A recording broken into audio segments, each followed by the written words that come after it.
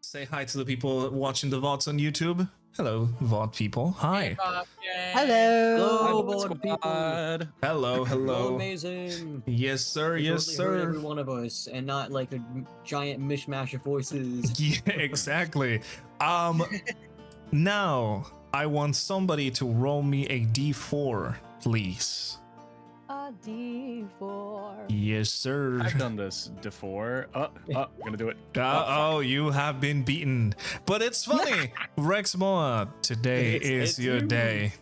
Yeah, There you it's go. fitting that this is my reward for not rolling first. Yes, correct. Today is your day. And how about if you start explaining what happened last session? So last session I found out that fish that looks like a cat was actually a cat that was a fish. Very surprising. We got acquainted with what was the monarch of the fish folk kingdom. I don't think we And- got her name. I don't think you wasn't asked sure him. either, but I was just gonna leave it at the title. Just pay the Hey, respects right there. And I ate some of the local cuisine, which just happened to be on the floor everywhere. And I tried showing Kipper the the fish and the kelp, and teach them about what it really means How to fish are made. to try to riz up a fish.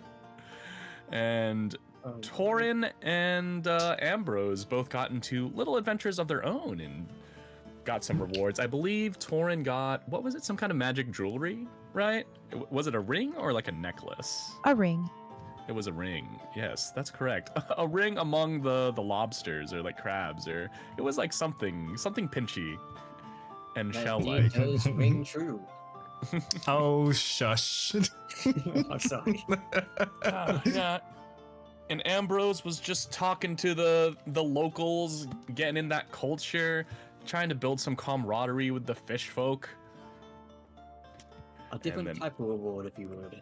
Yeah, building up that social currency, as it were.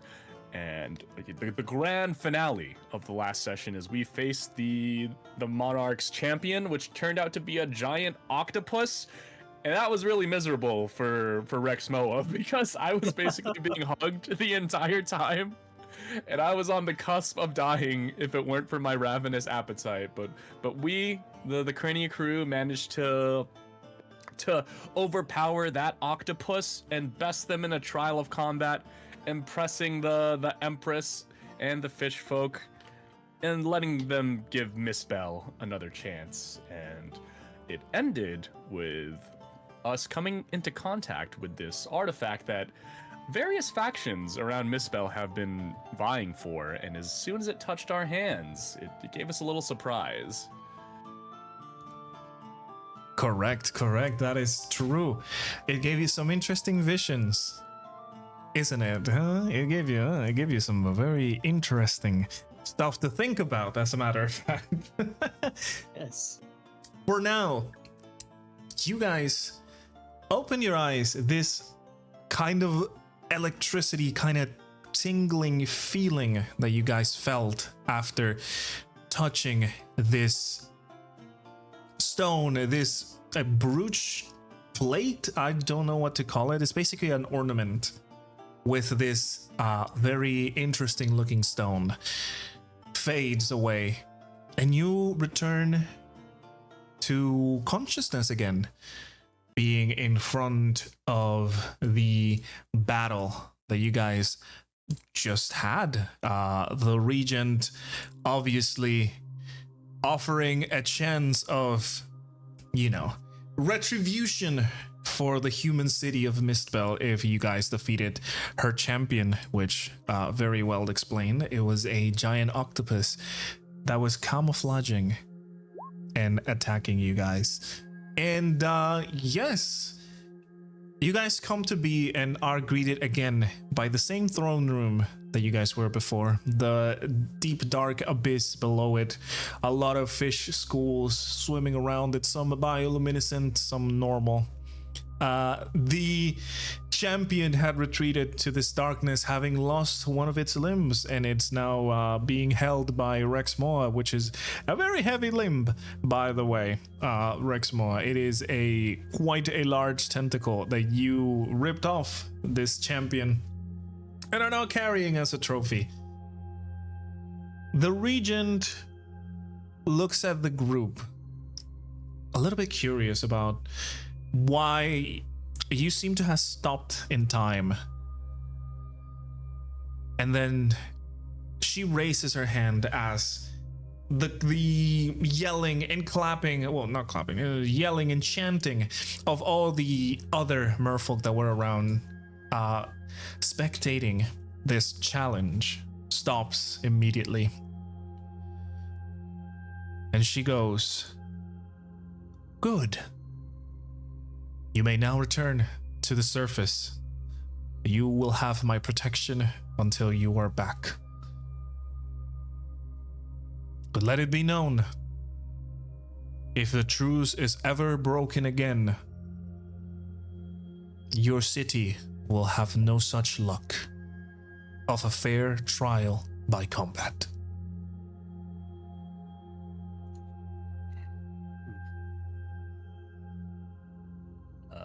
Rexmoa is like on their knees, like almost prone on the floor after touching this artifact, and like if they could be sweating underwater, they would be, and he's like gripping his chest and breathing very heavily after what he just experienced.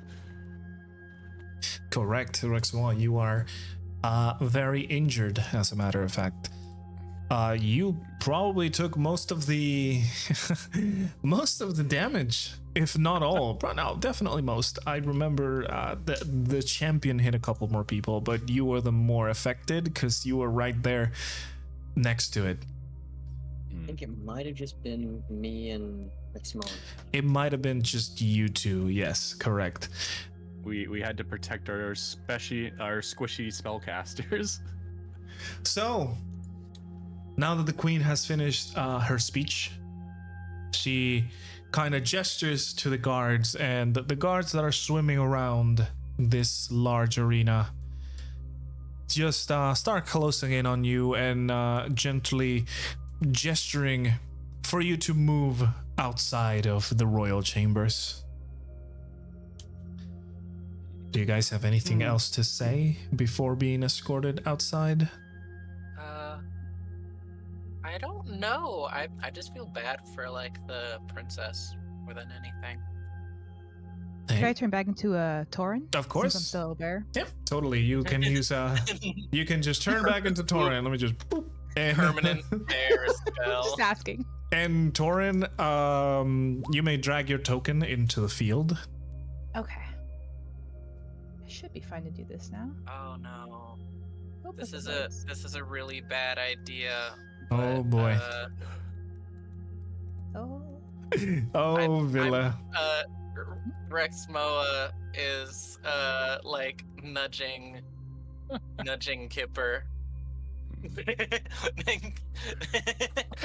Kipper's like I don't wanna. You don't get many chances like this, Kipper. I'm not saying you have to, but Hope I won't let me drag. That's what other okay. chance will That's you okay. have to Yeah.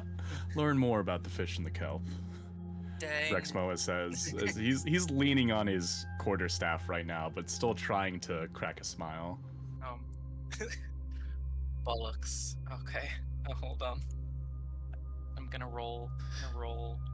What are you trying to do?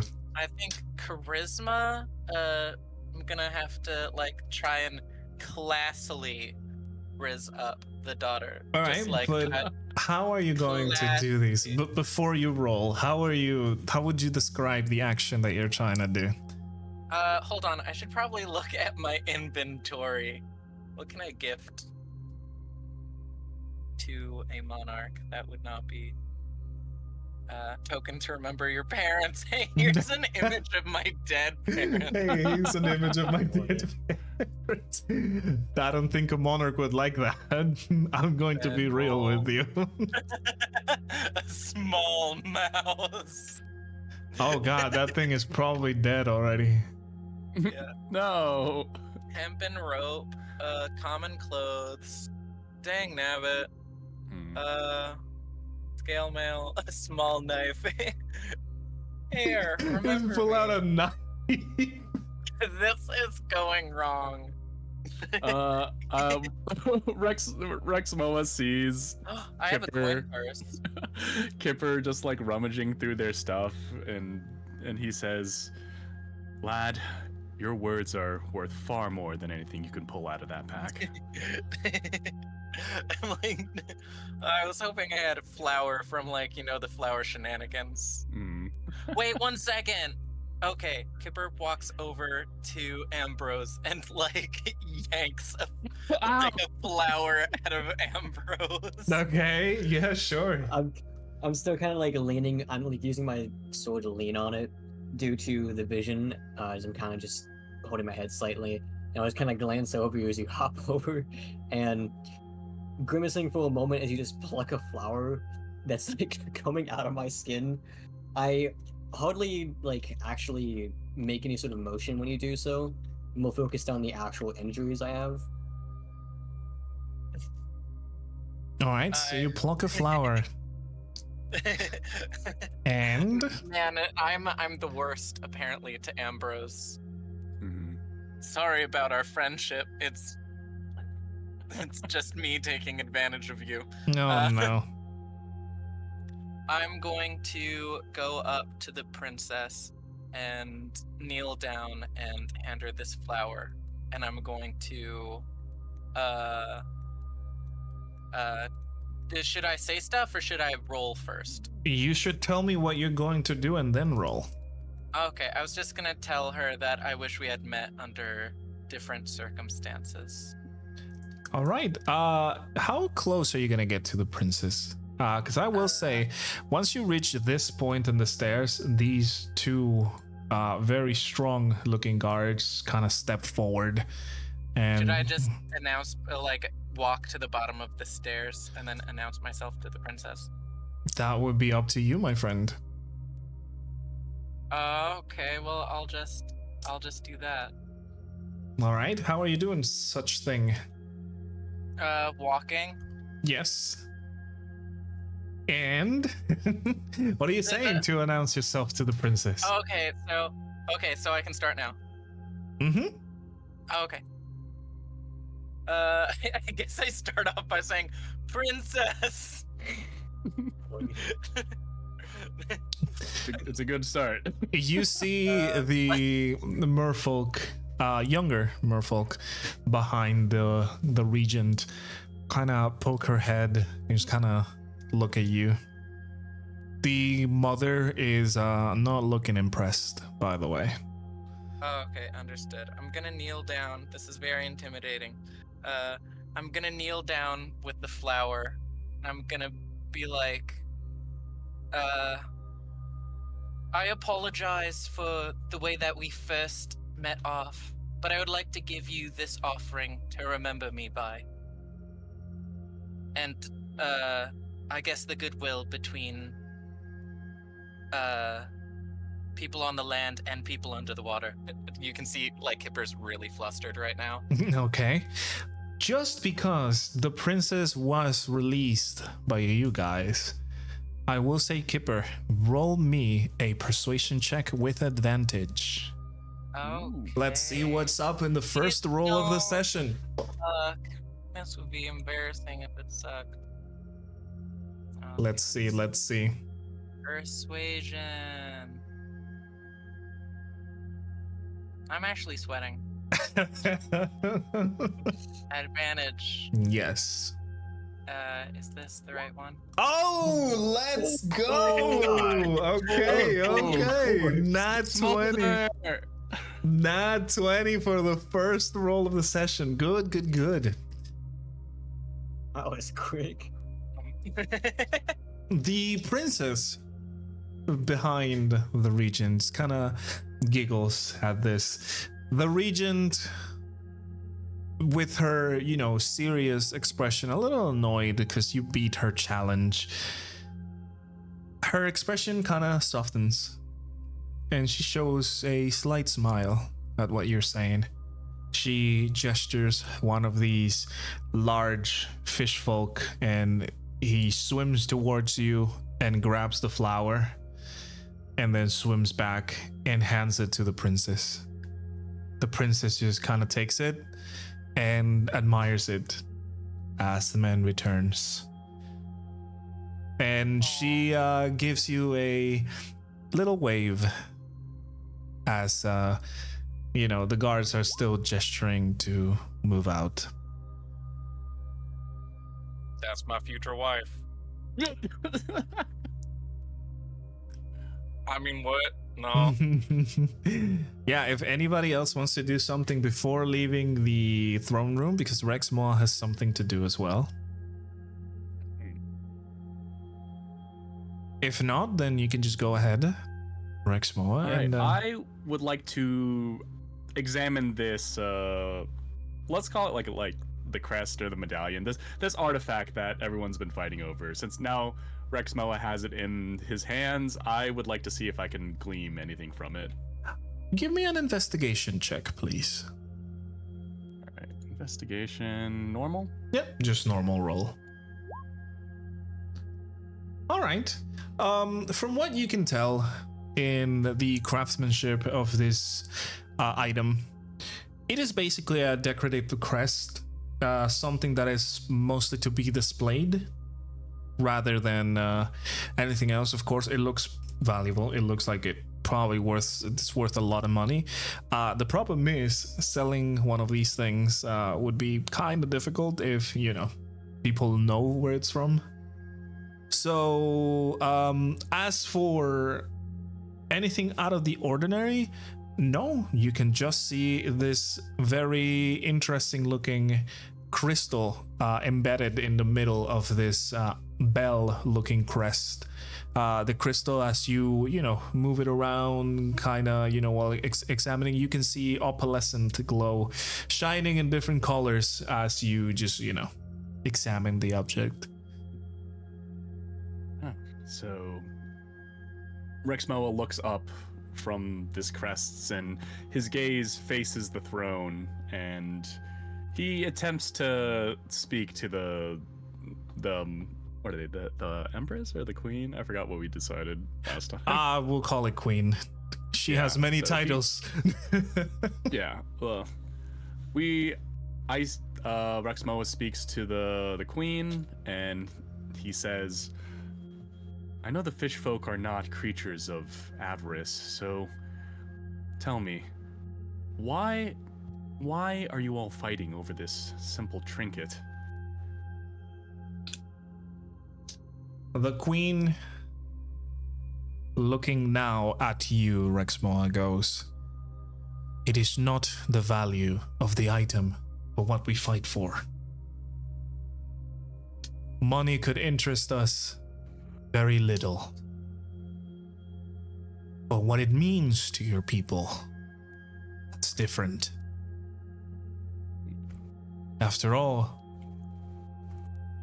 you are our hosts.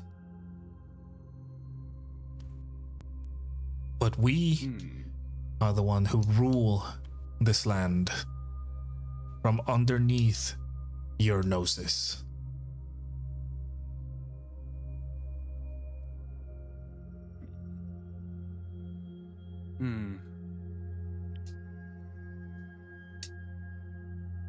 Rexmoa has a confused expression on his face, and he asks the Queen, my sister of the sea, this is not what Ixos would want.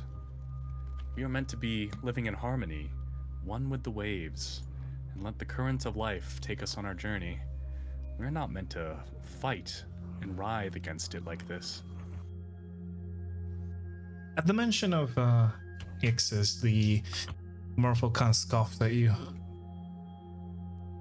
Ixos teaches strength, power. Ixis teaches us to survive, to show our strength, to be better. You saying these words, those are not Ixis teachings.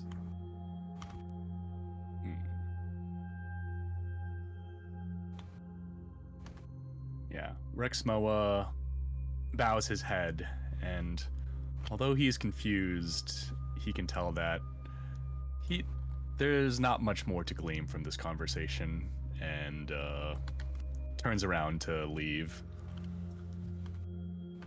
Yeah, easy enough. If everybody else is leaving, then as I mentioned before, the guards that were just swimming around will escort you outside of the throne room, unless somebody else has anything to do. As you guys are leaving this throne palace area. If not, Are we ready? yeah, if not, I will switch you guys to over here. Yay! Under the sea. Okay. So, you guys are being escorted outside. You can see that now the people that were around this arena are now dispersing and just going back to their own things. Some of them are just swimming with you, just kind of cheering you on. Some others are just, not really caring about it. Some look a little bit annoyed at the fact that, oh shit, you guys actually won. But they're all returning to their daily lives, which is, as I said, very similar to what happens on the surface, but to a more primitive level. The guards escort you out of the courthouse, and they offer you so they can go with you and return to the surface from whence you came, or they ask you if you wanted to do it alone on your own.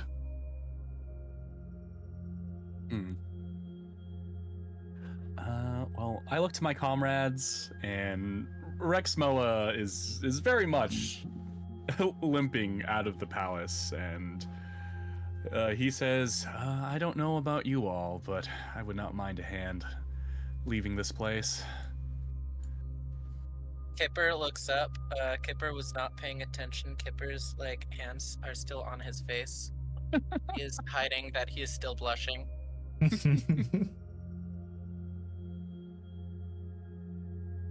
So, what say you, companions? I am in the same boat. Though I'm doing a bit better than Rexmoa, I am still struggling a bit with getting used to the water. Totally agree too. The others are doing. All right. So, if you guys choose the company, you see that the guards send a small, it's just 4 or 5 guys, merfolk, between those fishfolk you saw before and proper merfolk, to join you as you start retracing your steps back into the surface. A trail of flowers leading us there. Yes, there is a trail of flowers and plants, very visible, that is leading you outside of the lake. The merfolk that are joining you fight off any annoying fishes or anything as you make your way outside. It takes a couple hours as it was before, maybe a little bit less, because this time you're not looking for a way forward. This time you already know the way back, and plus you joined. You don't have to be too careful about what you're doing, because the merfolk around you are, helping you out into those details, until finally you reach to a point where the water is already clear and it's you're almost out of it. The merfolk just kind of stop there and give you a bow as they retreat into their positions. You may notice that at this point, it's already evening. The sun is setting down. It's already starting to get pretty dark outside.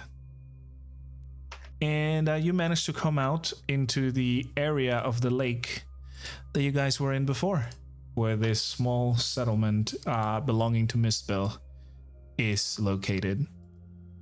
What are you guys doing from there? I would like to imagine Rexmoa is like kissing and hugging like the wooden docks for not having to deal with all the underwater badness. Yeah, as soon as I pop out of the water and onto the dock, the weight of my injuries starts to actually hit me, since I don't have the advantage of the water keeping me up, and I kind of collapse, but I am thankful to be out of there. Yes, indeed. Seeing Rexmoa kind of partially collapse and fall into one knee, I'll move over, a bit of water kind of spilling out of like slightly more rocky bits of my skin. I'll lean down and put a hand on his shoulder and just kind of say, "Do you mind if I help you up?" Thank you, my friend. I would not mind one bit. And, yeah. Villa, can you tell me how many hit points you lost? Right now I have 3 out of 14, and I have 4 temporary ones just from my feeding my hungry jaws ability that I pulled off. Okay, I have a healing potion in my inventory, but it does not say how much healing it would do. A normal healing potion is 2d4 plus 2. Okay, awesome. So, how about I throw the healing potion to Rexmoa, and then Rexmoa gets to roll? Yeah, sure thing. If that is how you want to do it, of course, make sure to take down your healing potion. I was going to remind everybody that everybody got a free healing potion. Yeah, I do have one. Oh, wait! I, as Villa, would kind of feel bad for that, just because, I do have one in my inventory. Okay.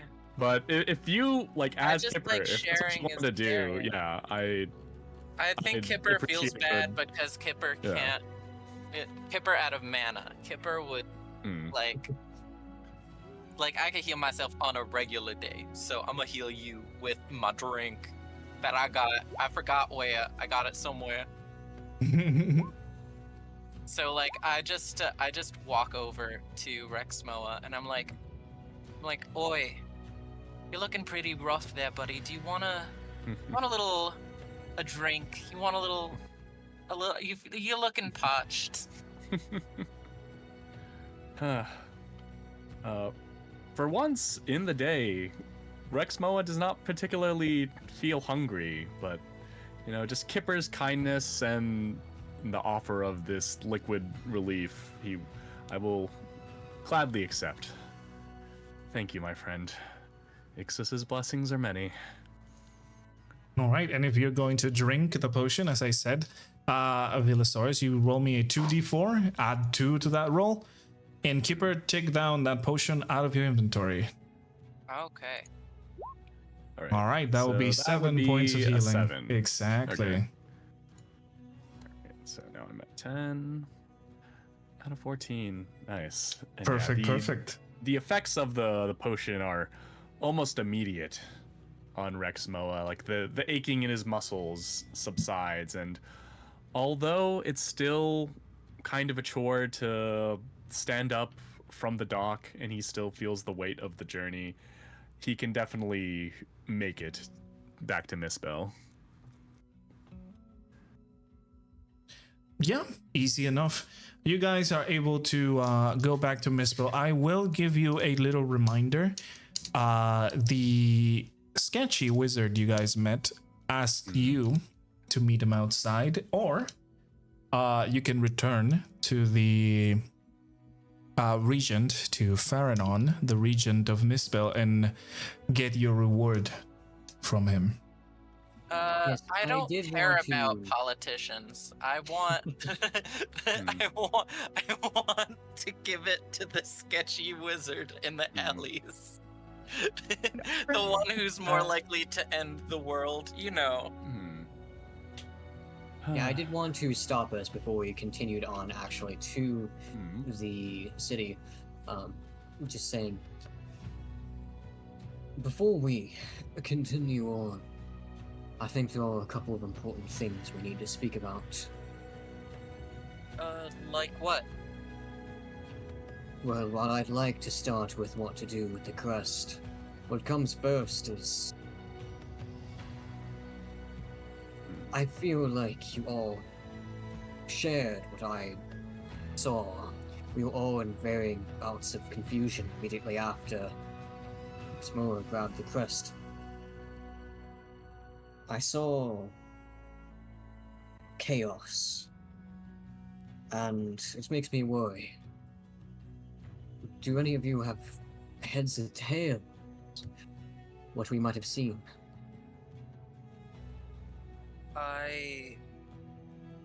I honestly, I don't have any clue as to what that was.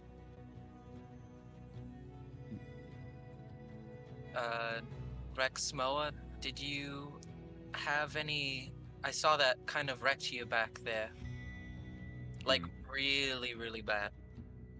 Yeah, Rexmoa's gaze is fixated on this artifact as we're walking, and he almost like walks away from the group because he didn't even notice that everyone else had stopped and started talking. And Kipper's voice brings him back to attention, and he says, I still haven't ascertained the true value of this artifact. I've been on many digs and seen many civilizations, but this is not familiar to me. Okay. But Guys, give me a minute. I have to go do something real quick. I hear my cats are destroying my whole house. So give me a few minutes. for the conversation. Let me get this sorted out. I'm sorry to stop you in the middle of dialogue, but I will be right back, and then we can continue. How about that? yeah, All right. Should we stop in the meantime? If you want to keep talking, I can just mute casual myself. conversation. Yeah, exactly. Okay. Yeah. You know Okay, what? I'll do that. I'm just gonna mute myself, and you guys can continue. Character conversation. okay.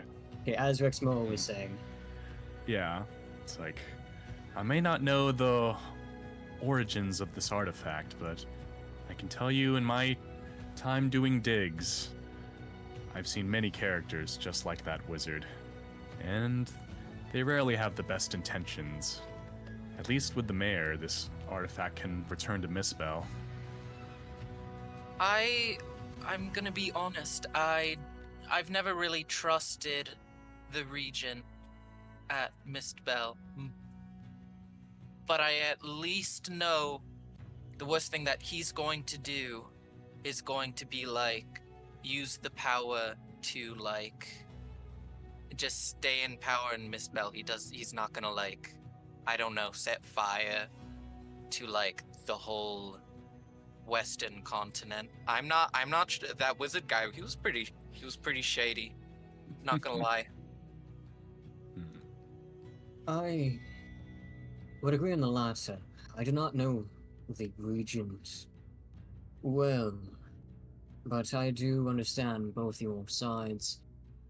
I have been wandering for a bit of time and suffered my fair share of annoyances. On both sides, I have my own reasonings for not really enjoying their company. But what truly worries me is that gem. If I had to guess, that is where the power originates from. The wizard wanted it specifically, and once Rexmoa touched the crest, I think that's when the vision started for all of us.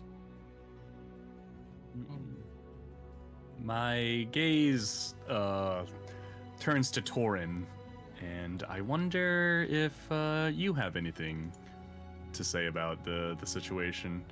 After all, you have walked these lands as well. Yeah, Cat Mom, tell us about stuff. Okay. So what you guys are deciding on? Real quick. I guess we're split between who we deliver this crest to.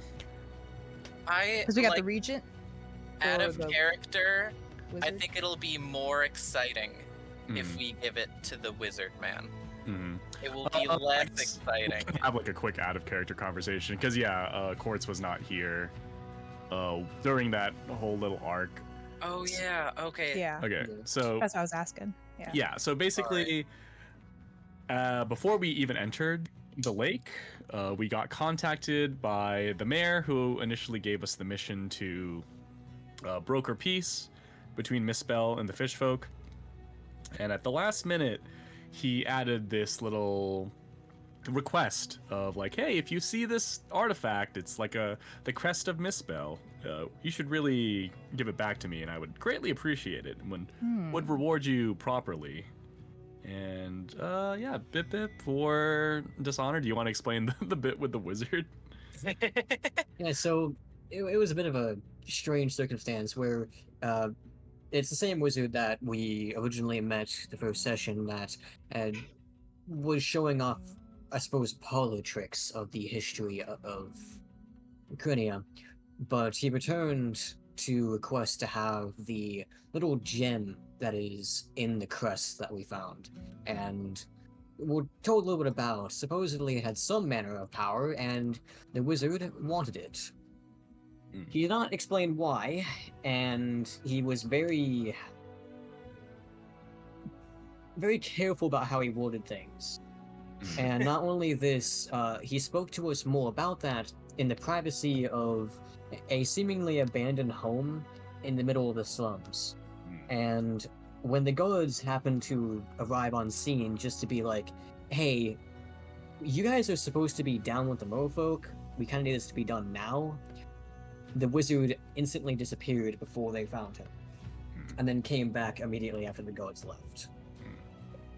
Yeah, and he did grease our palms with a mysterious wizard potion, which Kipper and Ambrose both ended up taking, and it gave them an advantage when we were on our journey to the Fishfolk Kingdom. Okay. But I did not. I still have mine. Yeah, because I he doesn't would've trust the man, Yeah. and he doesn't trust Yeah. the chunks. Yeah, Is that- Rexmoa does not trust the wizard at all. I would have Okay. suffered greatly without that. That makes sense though, because he's very shady. Okay. Mm. Versus doing the right thing and returning it back to the regent. Okay. Yeah. I wouldn't Which, really call from that a like moral Do you want to be standpoint, chaotic? thing. I love being chaotic. Like yeah. Also, Kip- out. Kipper, I Mhm. think is really like. I think I'm gonna have to like be like, well, Kipper just doesn't trust the regent to Mhm. do the right thing for Misspell. So Mhm. Kipper's gonna go on the side of the wizard, but in like Bip Bip just wants chaos. Bip Bip wants excitement. Mm, yeah. Bip Bip want to see like What's gonna what- happen? Like what he Yeah. offers. I do not trust Wizard Man. I think he's gonna like, I don't know. He's gonna be like, ha ha ha. You I'm gonna know- use all this power to turn every baby into a fully grown grizzly bear. You know what I am mean? Actually, Ganondorf. Exactly. It's actually wizards do want power. That's what they're Yeah. usually about. So like, do you want to give a stranger a bunch of power that you don't know what they're going to use with it? Of Like, course. Yeah. He could Or- very well just wanna want as give much a knowledge as homeless- possible. I would love Okay. to just be driving down the road and see like a Mm. homeless person and be like, unlimited power, We- and then just see what he does. We take like 5 steps outside of Misspell, and then it just explodes. like, oh, oops. and They could take any turn. Okay. And I was would trying to- say, like, as a player, as Villa, like, we don't necessarily have to approach this situation in, like, I suppose, like, give it to the mayor or give it to the wizard. Like, you all can try to get creative when it comes to what we want to do with I this mean- artifact. We could totally just take the artifact for Yeah, ourselves. like, we totally could. I don't know But- if Rexmoa would And- necessarily want that, but that is an option to present.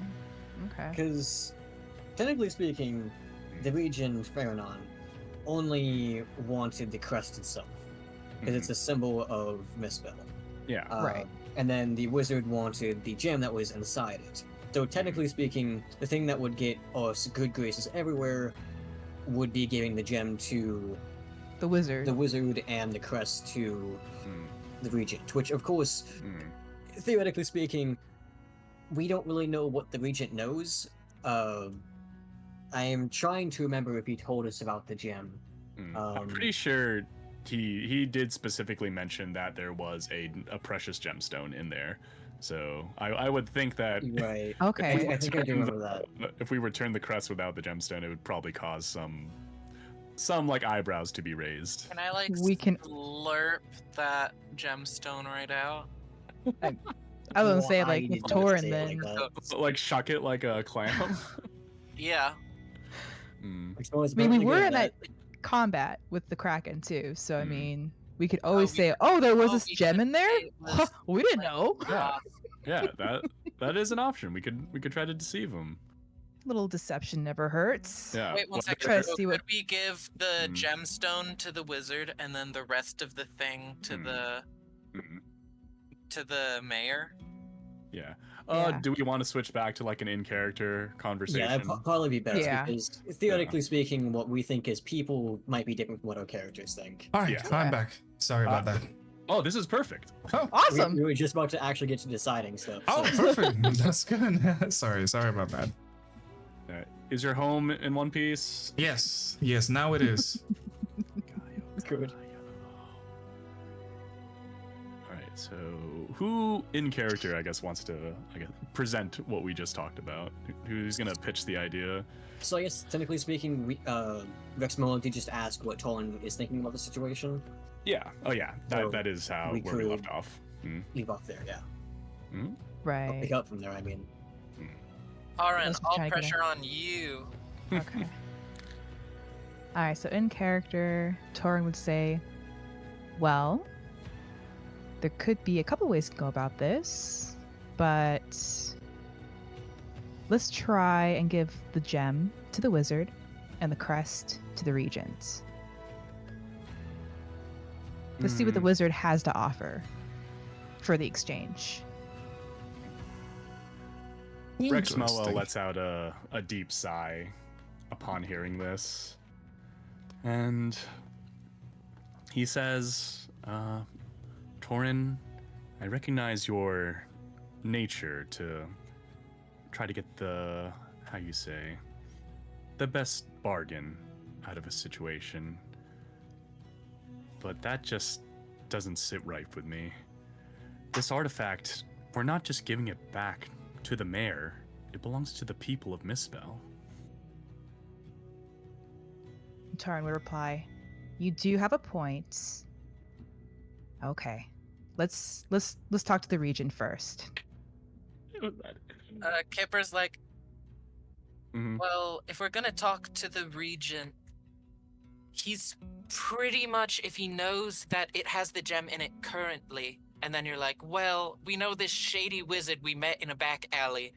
We were thinking of removing the gemstone and then just giving you the emblem. He's gonna be like, what are you on? No. I I- mean, I think if we're gonna do this, we can just tell the regent that, oh, we lost the gemstone in like a fight with a whole real kraken or something. We'll like that's very believable. We did actually fight a kraken, and I honestly feel like it's a good punishment just for the whole thing that happened. It didn't need to happen.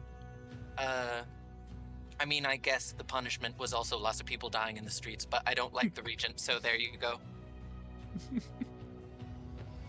Taurin would be kind of worried a little bit because it's a wizard, and she does state that since he is a wizard, you have to also remember he would want power, so we have to tread carefully if we decide to do that.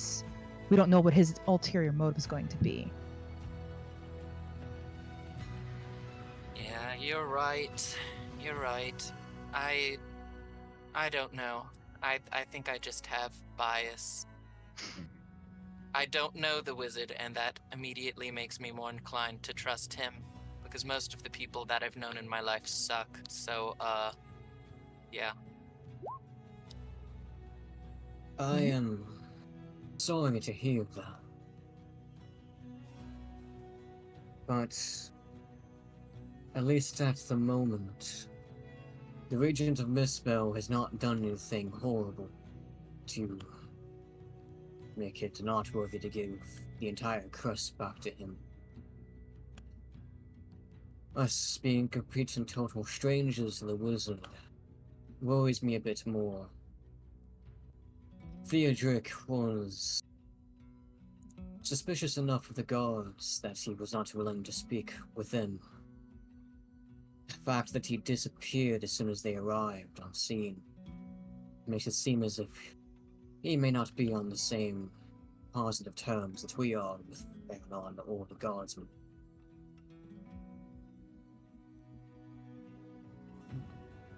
Well, I'm gonna need you guys to come up with a decision. Where do you guys want to go? Would you like to try and find the wizard who said it will meet you outside of town? Or would you like to return this emblem to the regent for a reward? The regent did promise money, so Taurin would be more inclined to that direction. So I think we should return it to its merchant. rightful owner. I can't help it. Dang nabbit, 3 against 1. I mean, yeah. Outside player conversation, like, if you all really want this wizard deal to happen, like, we don't necessarily have to work together. Like, you can try, I guess. I was thinking of it. Could I just pick up a pebble, like a purplish pebble on Oh boy. Perfect. Yeah. on the Court's pebble saying and this, just to, not Taurin. shove it in. This way we get either double rewards or we get 1 reward and an insane wizard just zapping everyone in Misspell. I will say, if you're going to try and I would say consider it. You're going to try and swindle a wizard with an item of magical origin. It may not go well. Oh, we're not gonna swindle the I wizard. think We're he means the swindling the region. region. Yeah. By putting putting a fake gemstone inside. Yeah, the the fake gemstone for the region, and then the real gemstone for the wizard. Oh yeah, 'Cause I was- totally. If you are able to do a check to remove the gemstone without breaking the emblem, of course. You better not break it. Okay, how do I roll a check? We'll say, are you proficient with any sort of jewelry tools or blacksmithing tools? Dang nabbit. No, I'm proficient in your mom tools. Oh boy. Actually, I was probably more like. I was thinking opposite, sleight of but- hand. Well, you are trying to pry open a gem out of a metallic emblem. I don't think that is quite sleight of hand. And since you're not Can I proficient not with just- tools, you would have to just roll me a d20 and see what happens. Can I not just slurp it right off? How? If you give me a reason, hey, I will allow it if you give me a reason. Not a reason, but an explanation as to how. The explanation is my lips on that emblem. Okay, hold on. I'm rolling a d20. Are you okay? Well, Are you First of going to all- do it? Remember, the Yeah, 'cause result of you the keep in mind dice. that I'm the one carrying this thing right now. Oh. First of all, yes, and second of all, the result of that dice will determine if you get the gemstone out of this crest without breaking it, or if you break the crest, or if you break both. Oh. Well, you know what? I should probably find a purple stone first.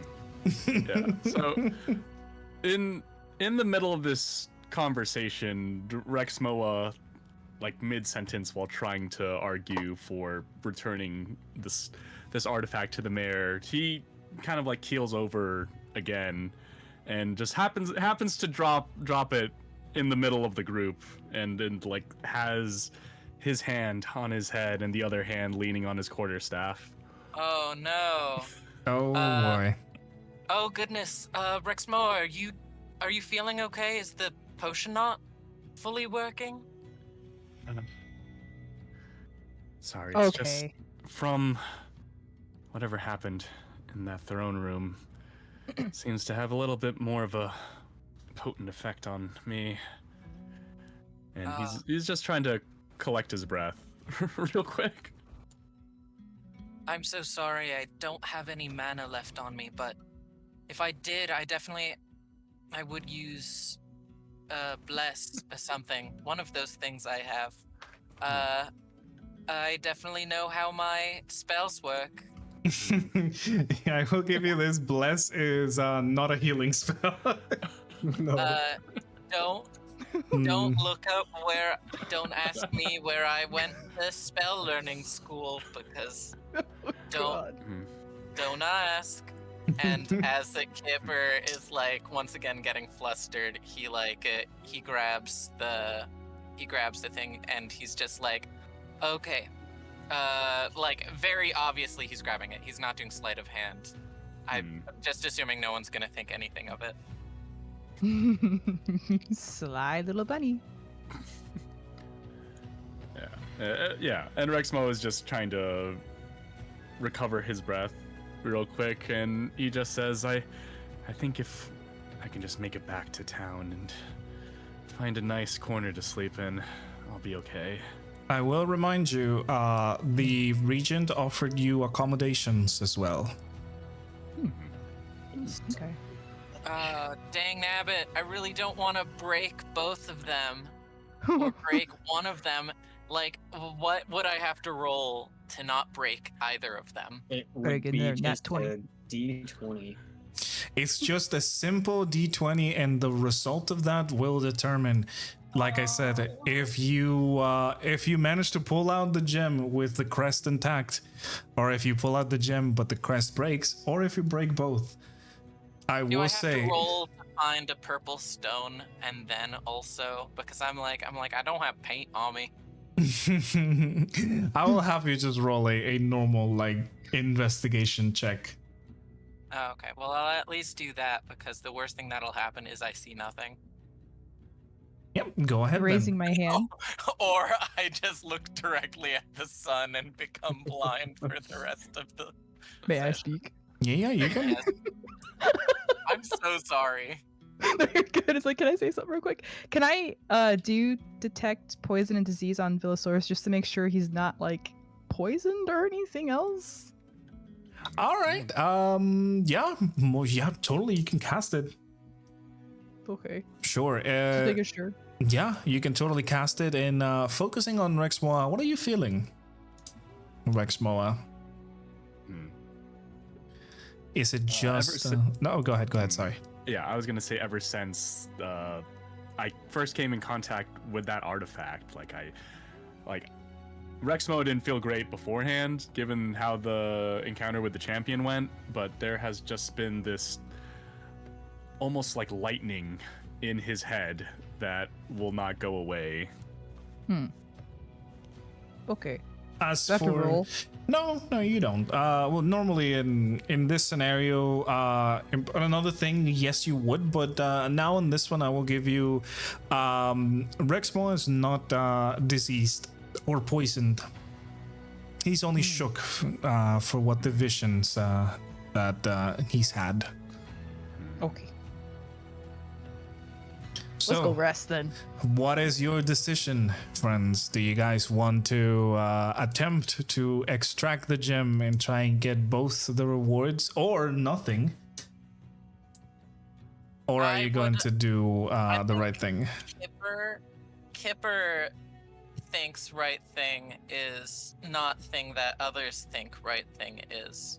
Because Kipper wants to milk this situation. Okay. Let's see. So first I'm gonna investigation. Would that be what I roll? Yep, maybe investigation to see if you find any similar rocks around your area. I got a 10.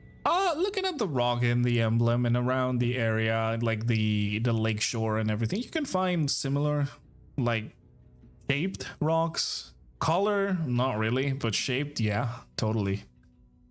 Okay. I'll pick up a shaped rock. Okay. I like shapes. Okay.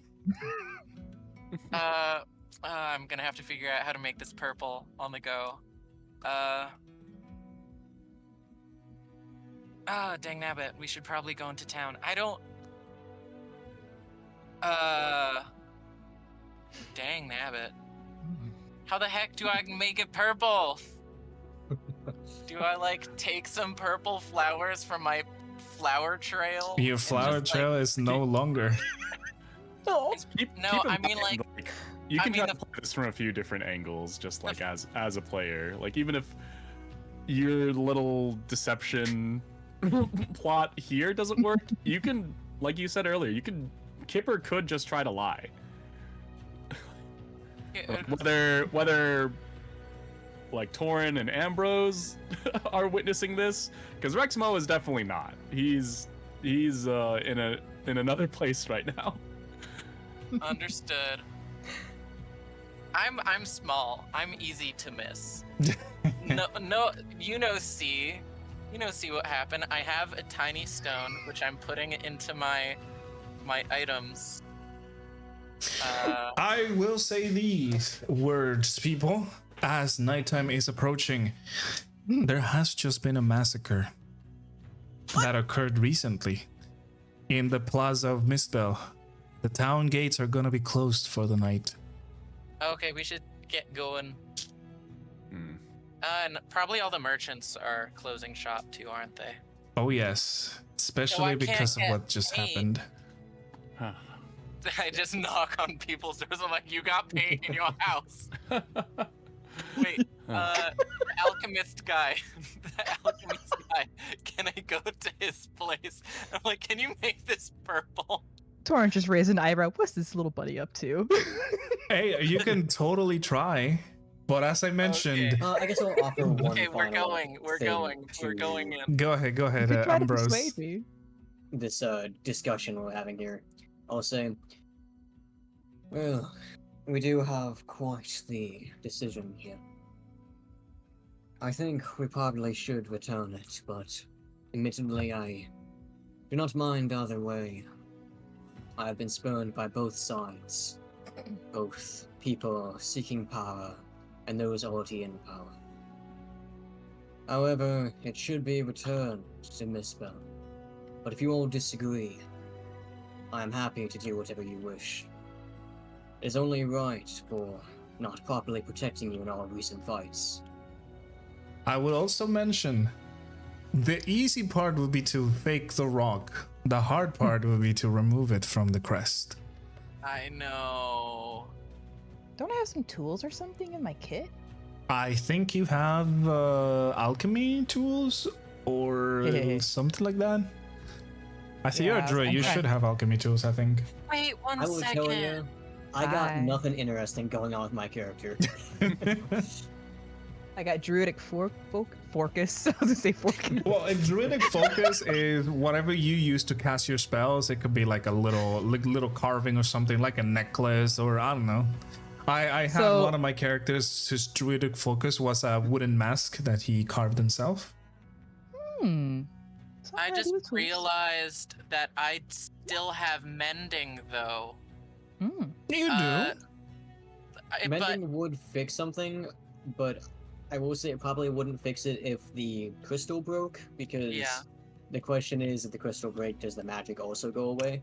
That the- is indeed the question. exactly. So I'm just Which gonna have to mending- assume that breaking the crystal is the worst Permanent. roll. But like is that correct, ZJ? Would it be like the Wouldn't you like to know? yes, that is what I'm I'm just imagining while like Rexmoa is just like keeled over, and then Kipper and Taurin are just like sweating over this thing and staring at it. Look at this damn thing out. And their like entire conversation is just compressed into like half a second as they try to think of, am I gonna do this? Yeah. I I'm suppose just with like- what I said though, I will go over to Villa and just provide him an arm to help him up, and if he needs to like Yeah. lean on me or whatever. Okay. Yeah. I'm Oh my gonna goodness.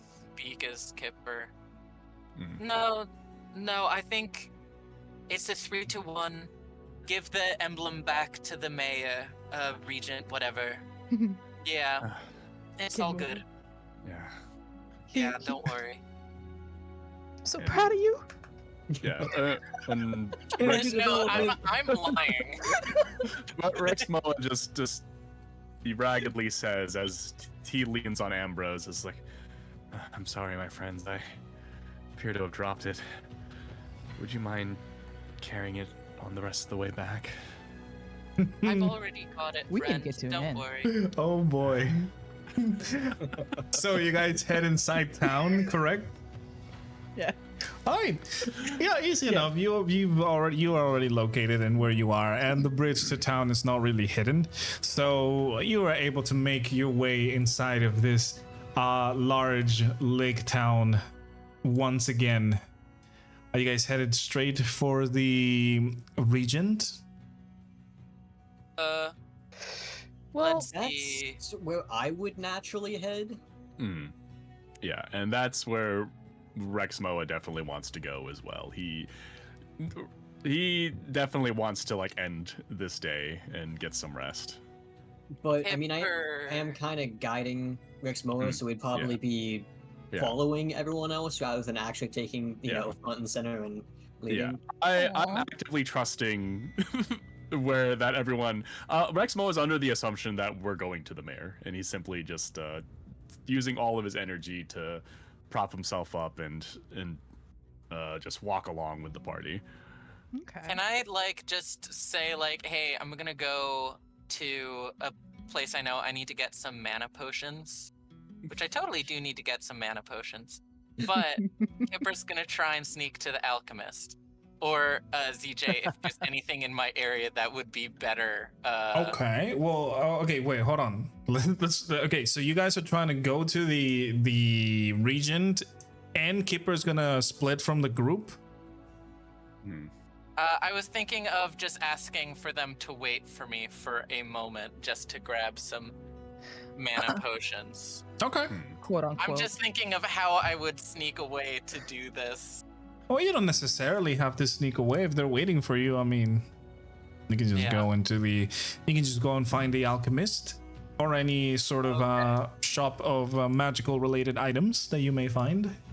He's gonna be slick about it. That's all. Mhm. Yeah, I'm gonna try and make this as fast as possible because I got Franz waiting for me. Yep. I Easy mean, This ain't enough. my first rodeo. Technically speaking, Taurin is possibly on your side with messing with the crust.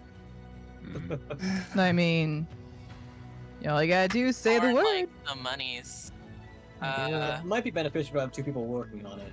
But we can But get would money. Taurin, would you narc on me? Nah, I got you. Okay. Because Well, the I issue is it love breaks. Rexmoa and I don't wanna. The minute it breaks, I But, don't want to disappoint Rexmoa. yeah, let's say that like Ambrose and Rexmoa, like I request to find a place to sit, and I apologize. It's like I just need a little rest. This should be the final one before we reach the mayor's abode. There we go.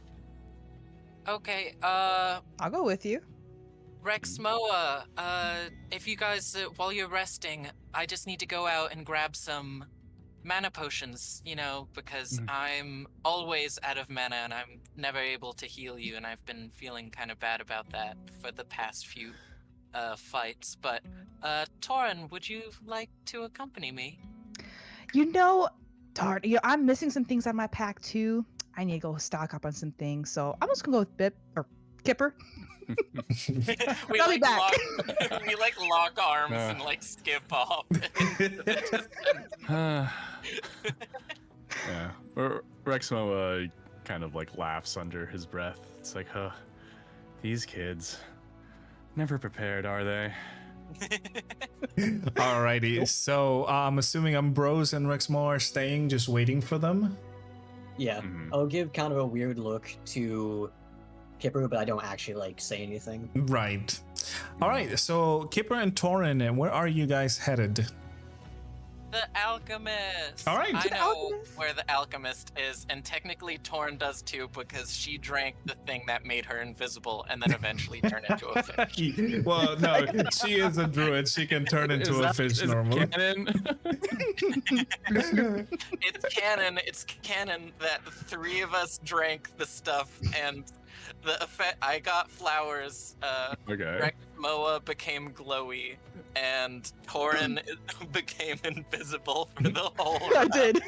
All right. So as you guys manage to make your way into the Kipper, you already know this town like the back of your hand. So you are you hope so. easily managed to move Taurin through all of the many bridges and like alleyways that this very packed floating town has to offer. And yes, you managed to get to the alchemist. The man has already picking up the shop, He's and not very happy returning. you know, he's there. He sees you at his door, and he just kind of gives like a little sigh, goes, okay, what do you want? I am so sorry about the flower shenanigan before. I promise I am done flower splooting all over the floor. It stopped. It's not happening anymore. Right, But- you are still not allowed to use my alchemy set. Okay, well, could I pay you to do something for me? I have a coin purse. Sure. What needs to be done? Could you turn this stone purple? Could you tell me what type of purple? Like, or does it matter like what purple? Just general I mean, purple. You should be carrying the artifact on I you. I will- know. I'm afraid to show the artifact to the alchemist because Okay, I just wanted to make sure that you were aware of that option.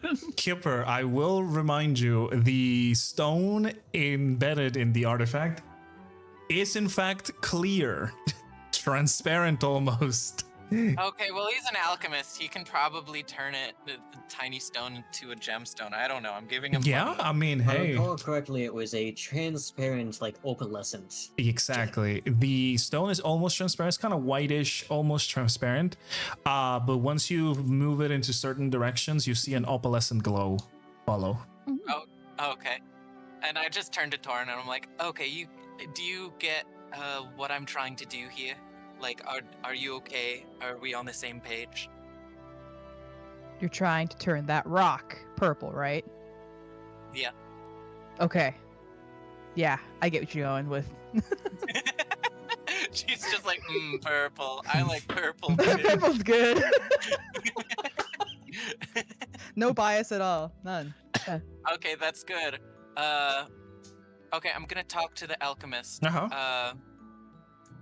Okay, so I pull out the emblem. I have this emblem. Don't ask questions. And I would like to turn this stone into something that looks like the stone from this thing, because I would like a matching pair for my aunt here. This is my aunt. Yes. Say hi to my aunt. Turn his little curtsy. Hello. The man just looks quite confused at how a rabbit spawns from a cat, or any sort of family with a cat. But hey, you know what? He's not asking questions. He does look at the emblem, and his eyes go wide because this thing has shown in the city. And Kipper, you would know this. Like this is a big deal for the city. I know. I know. And I'm going to need you to give me a... Oh, what can I make you roll for this? You're going to have to persuade this guy to help you, so it's going to be a know. persuasion check. Persuade. I'm gonna try and persuade, and then Taurin, if all hope fails, you might have to also try to persuade him. I can try. I do my will allow you to help him. Basically, either you two roll each a persuasion check, or one of you rolls with advantage. Okay. But that would be up to you to decide. What is your persuasion, Taurin? My persuasion If I'm looking at this right, hang on 1 second. Yeah, in your skills, you I have a should 1. Okay. Okay, so we both have a 1. Mm-hmm. I think both of us rolling normal roll would be stronger than rolling for advantage on one of us. All right. So if that is the case, then please, both of you, give me a normal persuasion check. Okay. We just click on persuasion. Oh, no. boy. Yeah, just click on Yes. persuasion and we'll give you a pop-up that says type of roll. Just check normal. Please don't also be a 3. A normal one, right? Yep, normal one. Did it go? Yes, it did Ooh, one. Okay. Hey! Thank goodness. So that adds up to a 16. I will say, the man looks at you and goes, I don't know what you're trying to do here. I don't want any of this. No, get out of my store now. Or I call the guards. Kipper pulls out the coin purse that I found. It is full of coin. And I'm like, okay, listen here, bucko. I just went down to the bottom of a lake. I fought a kraken. I maybe, am gonna be betrothed to a fish lady. I saved this town, and now I'm trying to save it again. So, could you just please do this one thing for me? Can Taurin add in? Mm. We just Yeah. want this. We just want the stone to have the same purple. It's a very lovely color. That's all we're asking. All right. Let me do a little roll here and see if you guys get it or not. Okay. Drum roll. Okay.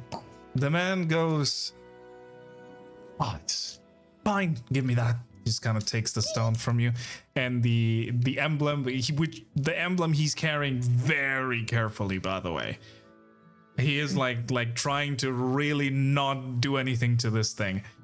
He's kind of sets it down in the little counter he has, and then starts looking around, looking at the stone, kind of checking its properties and everything. And let me do another roll to see how well of a job he can do.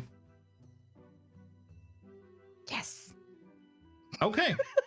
The man starts mixing up some stuff using a little bit of solutions that he pulls out from his back storage area, mixing it into a bowl, and then he drops the stone just kind of with a little wooden spoon, just kind of mixes it around. You can hear the grinding of the stone in this wooden ball that he has. You smell some little chemicals into the air. Of course, not chemicals, but you know what I mean. Talking about alchemy here. And then after a few seconds, he pulls it out with the spoon.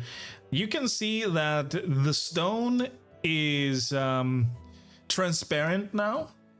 Almost, it's a little whitish, transparent. Not quite as white, but more grayish. But it doesn't have any glow.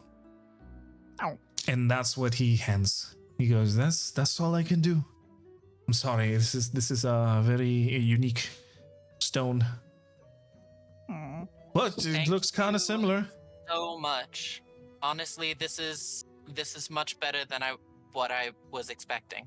Oh my goodness. I don't know what to say. I actually don't know what to say. So, He is Well? going to, by the way, take the coin purse as he hands the stone. And Kipper, how much money was in that coin purse? It said coin purse. Because I will say this: everybody comes with a coin purse, which is all your money. Well, that was a coin purse that I found. Then I probably you gave found you a. Yeah, I know I did. I think I told you how much you find in that coin purse. Whatever. I do not Well, remember. I just didn't write it yeah, down. maybe you didn't write. That's all good. We're gonna say he takes that coin purse and he just takes it. Whatever amount was in there, hopefully it wasn't more than what you have right now. So. Oh, you never opened it to find out? Oh. I think I did. I think I did tell him how much he found, but I don't think it's noted down. But that's fine. That's fine. It's okay. I'm like the opposite of At this point, there is no take back. It's gone. It's At this point, gone. there is no take back. Once he takes the coin purse, he goes, "All right, now take this. It go. If Thank you, sir. I'm like, thank you so much. I'm gonna give you 5 stars on Kelp. Bye. On Kelp. All right. So you exit the shop again, back into the town. Are you guys gonna get together once more? Before we get together, I think me and Taurin should find out how to swap the stones. I know. Taurin, what do you have on, I guess, anything? What would be the best thing to roll for this thing? Let's see. Acrobatics. Wait. What are you trying to do? Trying to switch the pry. stones. If you're going to try to pry the stones, as I said, it's going to be a straight D20. No modifiers, no nothing. And depending on your result, shit is going to happen. So. Wait 1 second. I have thieves' tools. Okay. So I definitely have picks and stuff, so I could definitely do this more gently. Okay, I will. If that is the case, if you have the thieves' tools, you can either use, I think it was sleight of hand, or what was the other one? I forgot which one was the other one. Well, thieves' tools allows for 2 things.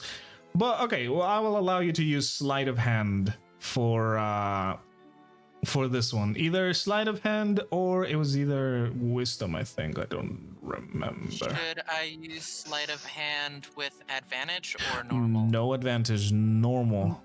It's flat. Okay. It's a flat roll. I A just flat look at roll. Taurin and I'm like, oh, okay. Fingers crossed. Big money, no whammies. Big money, no whammies. Fingers crossed indeed. I believe in you. Okay. Should have gotten mana potions. Okay. Kipper. You pull out your thieves' tools, pull out the little picks and all the smaller instruments to obviously break, enter, and other devious activities and start working on this emblem. Slowly but surely, you see it requires a little bit more pressure than what you thought it would. After all, the gemstone is pried in there very well. After a few more tries of you messing around with the gemstone and everything, you hear a crack. The gemstone pops loose from the socket, but the emblem snaps in half. Okay. Dang nabbit. Do I need to go and get myself a mana potion to fix this? If you're Or should I thinking about mending, no, it is a cantrip. Cantrips do not require mana. Ooh. Okay. I just look at Taurin and I'm like, okay, don't worry. I can fix this. I can fix this. I hope so. I really hope so. Okay. So, like, You just use it. That's just I just use it? enunciate. You're going to use it. Yeah. Okay. Mendy Bendy, go back to being normal. All right. Easy enough. Yeah. With mending, you can easily hold both. Taurin, you help holding both pieces together, and Kipper using his magic.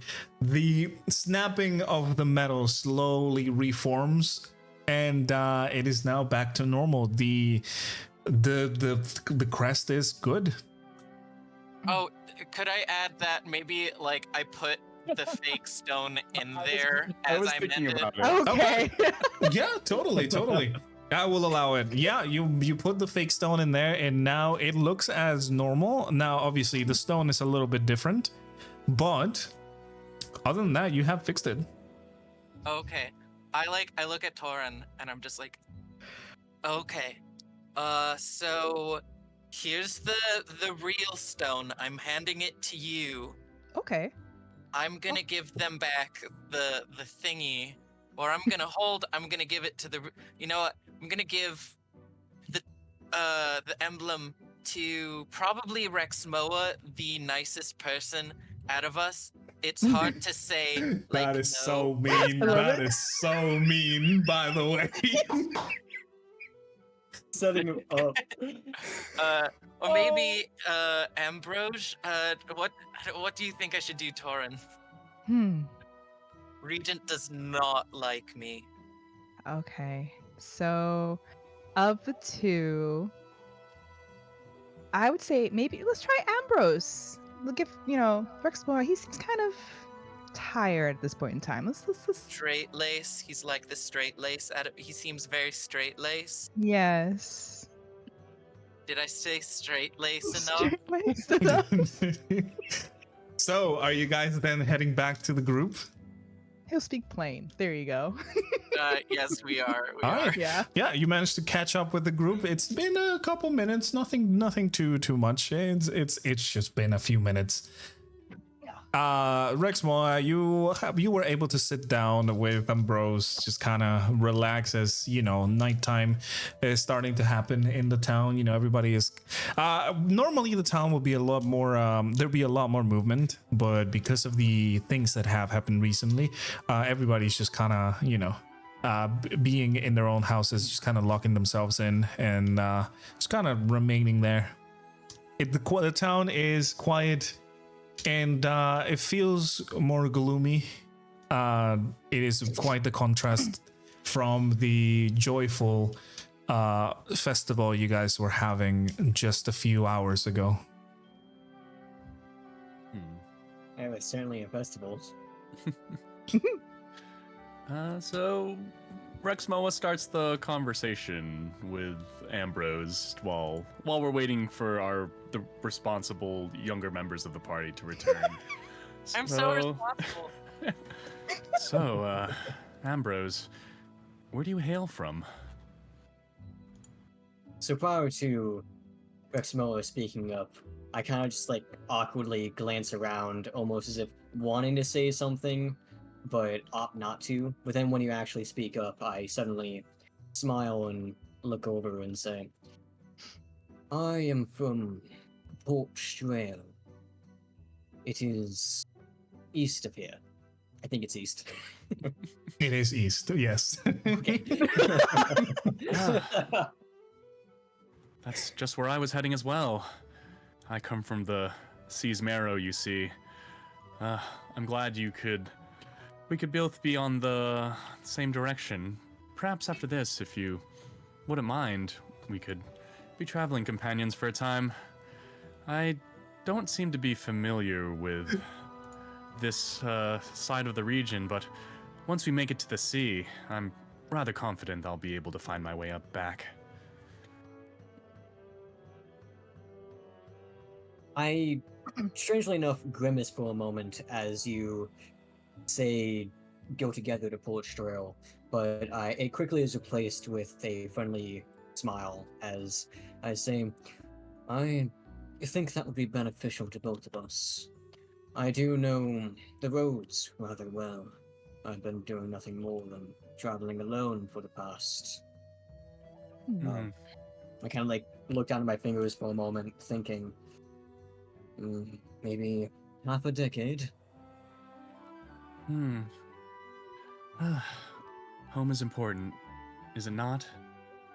I must admit, I was coming back from a dig, but I seem to be separated from the rest of my crew. It's the darndest thing, but not the first time it's happened, really.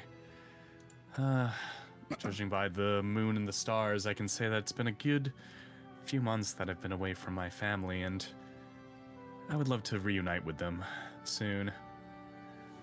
And Rexmoa looks at the shell bracelets that he made. Oh. Yeah.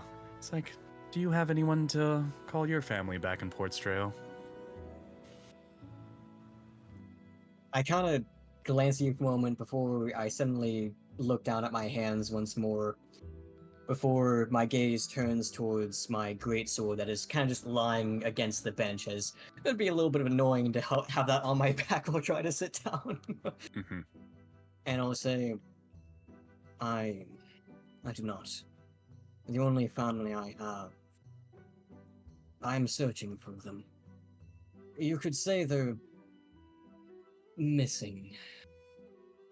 I'm sure by the 4, you will be united once more.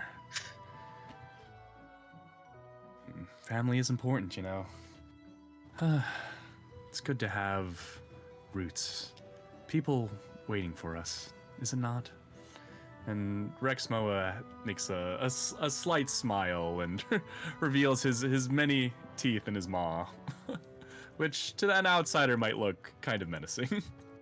Nah, it's adorable. I'm like imagining it in my brain. All the teeps. Yeah. With somewhat of a neutral expression, I'll glance over at you before looking back at my sword, and I'll say, I appreciate your words. It's been a while since I've had someone listen to my plights. Think of nothing of it, my friend. Our words are the most valuable things we can share. And I'm glad that you had some to spare for this old lizard. I Well, think that Rexmoa is the like team dad now. He may be. He may be. Kipper and Taurin, what are you guys saying to the guys as you approach them? We're back! Ah, That's how Taurin would say. We did not find a single place that was open to give me any mana potions. Also, I got pickpocketed. I lost that coin purse from before. I just not feeling welcomed. My dear friends, please do be careful. It's all right. Money is but a temporary thing. I'm just glad you both returned, that we can continue our journey. I'm sure whatever you lost will surely be made up by the mayor. as I hear the voices of Kipper and Taurin, I almost forgot your name, I'm sorry. It's okay. I would stand up almost abruptly, and not that I like move over close or anything, I just kind of stand up really quickly, and I'll say, yes, sorry things didn't go well. And I'll kind of give a weird chuckle, kind of awkwardly. Just like, it's not really that bad. It's pretty much just how the streets are. You take money and then you unwillfully give money. It's as much as I bitch and moan about Miss Bell, it's really not. It's not the worst place. I say after having allegedly been pickpocketed, and the massacre that as well. So, what is the group doing then? Oh, It's Are you becoming guys- nighttime. Perhaps we should head to the Regent. I agree. Yeah, we might as well. Yes, I've had enough time to rest. Thank you all. Let us continue. Interesting. So, you're gonna just make your way into the Regent's place? Yes. Mhm.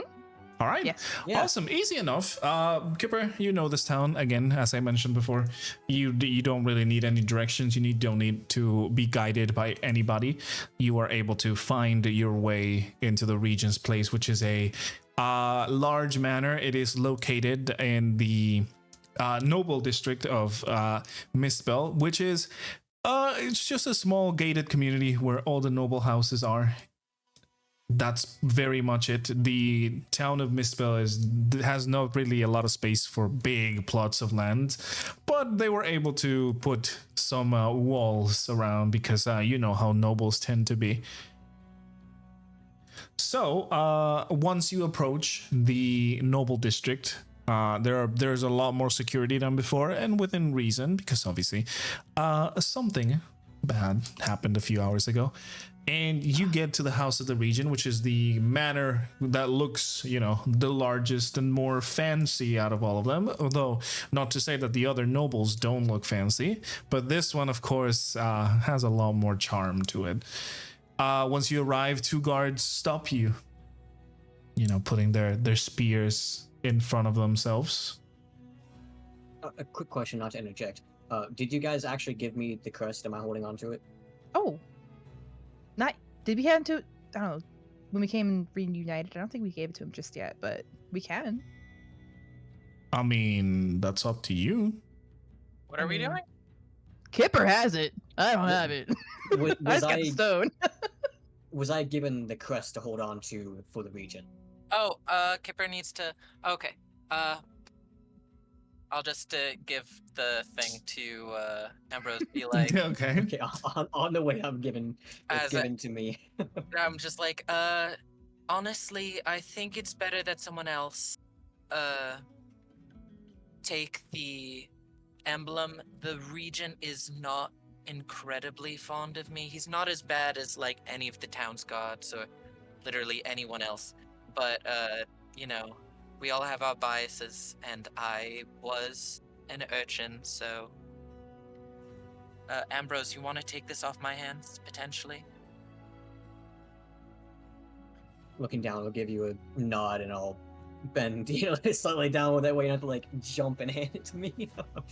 But I'll take it, and I'll say, and I understand things like that. They can be a bit difficult. You're the best. You hand this as you're going there, or while you arrive at the manor where you're being stopped by the guards, by the way? While Probably we're going on the there. way. Okay. Yeah. In front of the guards, it'd be weird. Yeah, it would be Yeah. kinda weird. It's like, hey, Ambrose, take this. Hey, guards.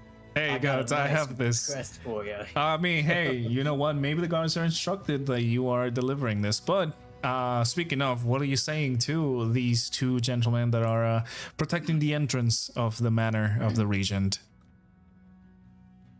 Seeing as I have the crest, I'll go ahead and walk forward, and I'll say, oh, we are the adventurers we been sent for. We have returned with good news, as well as the symbol of the people. The guards lower the weapon, just goes, right, just wait here a second, and he, you know, commands the other to get the Regent. He enters the manor and just kind of takes us a few minutes of time, just kind of getting the Regent and all of that. The door after a few minutes opens, and he goes, the other guard, which is now opening the door, goes, all right, come on in, don't steal anything. And he just kind of gives you your space to move inside. Inside, you will see.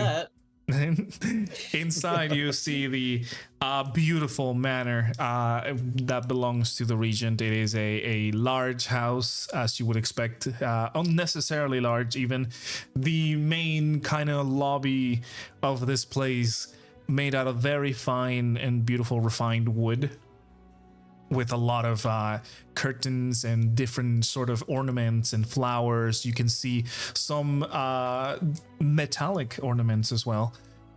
You can tell that this being a trading town, nobles would definitely have their houses decked out in very fancy things from all over the place. The guards lead you through a hallway into one of the doors where the Regent is waiting. He just kind of opens the door and follows with you inside. The Regent is waiting in a dinner room that is now empty. In this large table there sits a chest, and the Regent is just there, just kind of waiting. Once you enter, he turns to you and goes, Right. Well, what are the news? What happened?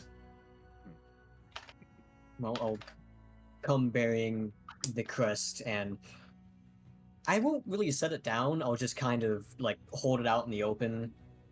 I suppose I'll push it towards the regent. I think that makes the most sense. Okay. Wait 1 second. Should we talk to him about everything that transpired first, just so he doesn't immediately see something that might not look exactly the same? Mm. Oh wait, you wouldn't know that. Why are you that? saying that? Yeah, why would that happen? I'm saying that as a bip. Bip says this. Listen, Kipper has an accent. Correct. I mean, it's up to you. He is asking how'd it go. Oh, You're all free to speak. sorry to interrupt you, Ambrose. You could definitely say it while I'm kind of like holding the symbol towards him. So. Okay. Well, we met with the monarch under the lake, and honestly, she was rightfully upset. The person that was stolen was her daughter, like the actual princess. Like that was the actual person in that cage. Like it wasn't just like a regular grew up. This was like a mega big one. Well, I'll make sure that whatever punishment has been dealt to the two perpetrators, or more than two, is severely increased. We cannot have anything like this happen ever. We honestly, thanks to Rexmoa and Ambrose and Taurin here, they were like the most valuable player by far. They were like Taurin turned into a bear. We had to fight a kraken. Mar. It was a lot of stuff going on, but we were able to sway the monarch to our side. A kraken below these waters? You know what? I didn't actually stop to think of how it got there. Are you saying the merfolk have a kraken at their disposal? It's still there, actually. We didn't actually kill it. It did flee. You didn't actually kill it. Well, I was saying that out of character. Oh, okay. Well, Just to make sure everyone knows that it isn't actually. Okay. Yeah. okay, but I think it's funnier to imagine that you did say it out of, like, in character, though. Like, I really like that. Rexmoa will interject into the conversation, and he looks immediately at the Lord Regent, and he says, I assure you, the important part is that we've made peace with the fish folk, and they are people of their word. We've returned the artifact, and after today, as long as there's no more conflict spurned between the two of you, peace will flow like water.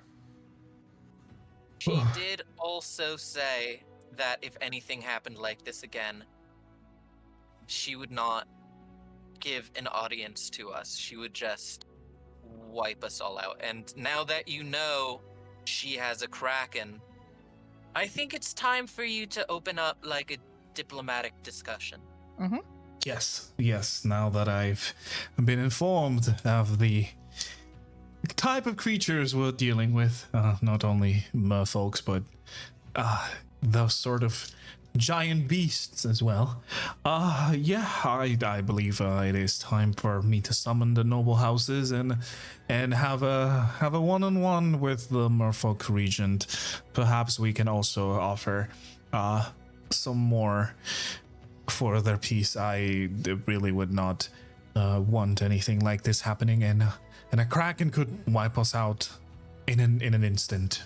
It would not even be a fair fight. But enough of that. I see that you have, by the way, out of character, Ambrose, are you holding the crest still, or are you not? Yeah, I'm just kind of holding it, kind of just brandishing it towards the regent. I'm gonna do a little roll here, because something about this crest seems a little off.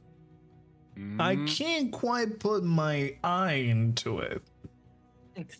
Don't put your eye Critical. into it. And neither can the region, it seems. He goes, oh, well, I see that you've also brought the crest of the town. Good. Thank you. It really wasn't necessary, but for that, I am really grateful. And he's going to move in and take it from Ambrose and just kind of set it down. You see that he has like a little podium kind of thing in this in this room where the crest should have been. Also, you may notice that some of the windows were broken that are now fixed with boards. So you can presume that there was an infiltration in this manner. He goes, I cannot thank you enough for what you've done for the city. I not even want to say it was for me because it wasn't. I care for my people more. So I present you your reward. I am sure is I'm not sure if it's appropriate payment, but I feel like this would do. And he just kind of pulls the chest closer towards himself and opens it up. It is a small chest full of gold coins. If you guys were to count, I would say that there's around 500 gold coins in total. Solid jump. That's a lot of money. I would just like to mention the merfolk do deserve a proper apology. While I will not deny that they did also hurt your people, it was your issue first. Yes, well, it's something that we'll have to remedy in our own time. As I said, I'm gonna have to summon the noble houses and arrange a meeting, procedures and all that. You don't have to worry about that. Please check your reward, and as I mentioned, the accommodations are still yours for the week. So if you go to the tavern, just tell them they already know. Most of the taverns are already talk to me, and I've already given them this disposition. So if you need a place to rest, this is the least I can give you. I'm grateful for these ample rewards, Sir Regent, but I do request one more thing. Yes. An answer to a question that has been on my mind for quite some time. Gold and gems have no use to the merfolk. Their currency is the fish in the lake and the shells in the ground. Why is this artifact so coveted among so many people around here? And I must be honest with you, there was another interested party, but luckily me and my friends, we knew to bring it back to the people. me and Taurin are just stone-faced at the back. We're just like, just side-eyeing each other. The man goes, right, I can understand your concern. Sure, that is correct. Merfolk don't really care about jewels or any sort of significance, but for us, this is a symbol that has joined us since the start of Mistbell. It is not only an invaluable piece, but a symbol of a union. You see, this place, if you know a little bit about its story, it was built by many, many generations before me, with the help of merchants that sailed these waters to bring all its goods towards the elven people. So the elven people struck a deal with them and decided to use some of their intricate magic to create the town that we are in right now. The great trees of the elven forests were used for the platforms that you now are stepping on. And, these elven folk have given us this symbol that was forged by the noble houses in them with metals from the deep in the mines of Galvathir, and a stone growing naturally in some of the deeper regions of the forest of Galranthir. And I am proud to maintain this crest, this symbol of union, because Misspell is that. Misspell is a paragon of unity in this so chaotic world. I mean, just look at our great festivity, the Harvest Festival. It is used to bring people from everywhere. Yeah, and all the time when the regent is explaining this, Rexmoa pulls out a well-worn notebook and records his words. Thank you. I thought it looked familiar. I am acquainted with the elven magics, but I couldn't quite put my scales on it. I guess it is quite some time to retire. I would imagine so. Kipper and Taurin specifically. You notice the mayor, while he's giving his story, he obviously gesturing towards this crest and looking at it.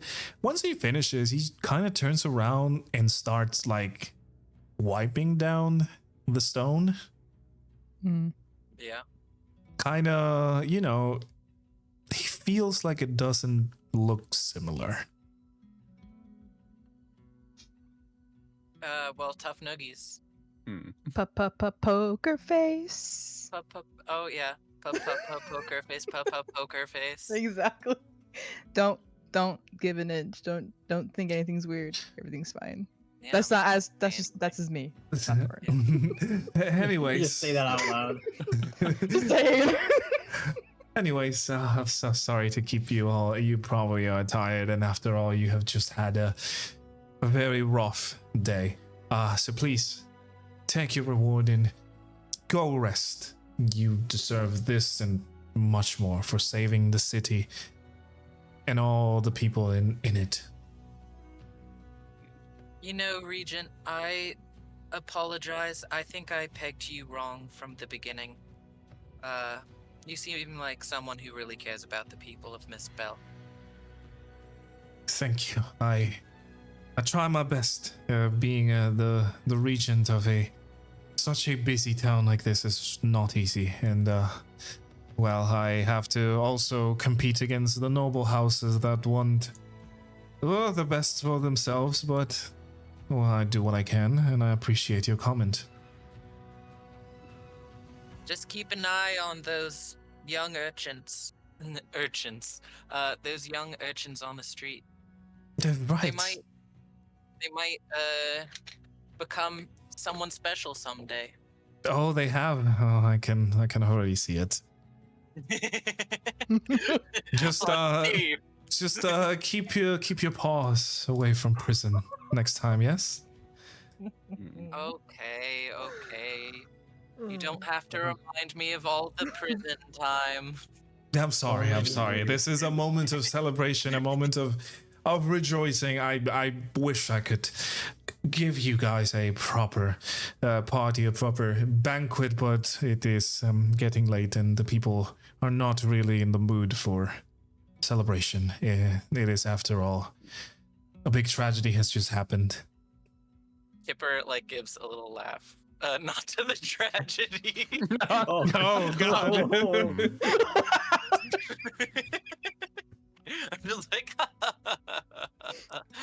skill issue.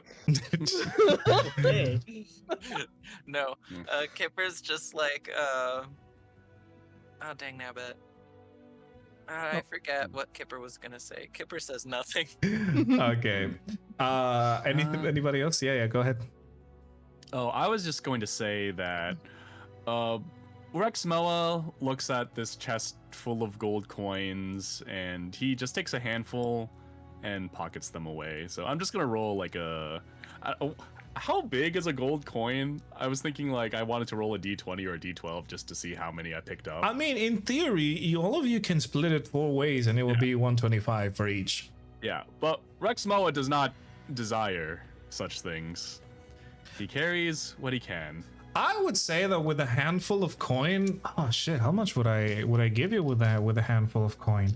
You know what? Let me roll a d100, see how much I give you with a handful of coin. Okay. What you gonna do with a head full of coin? Of coin?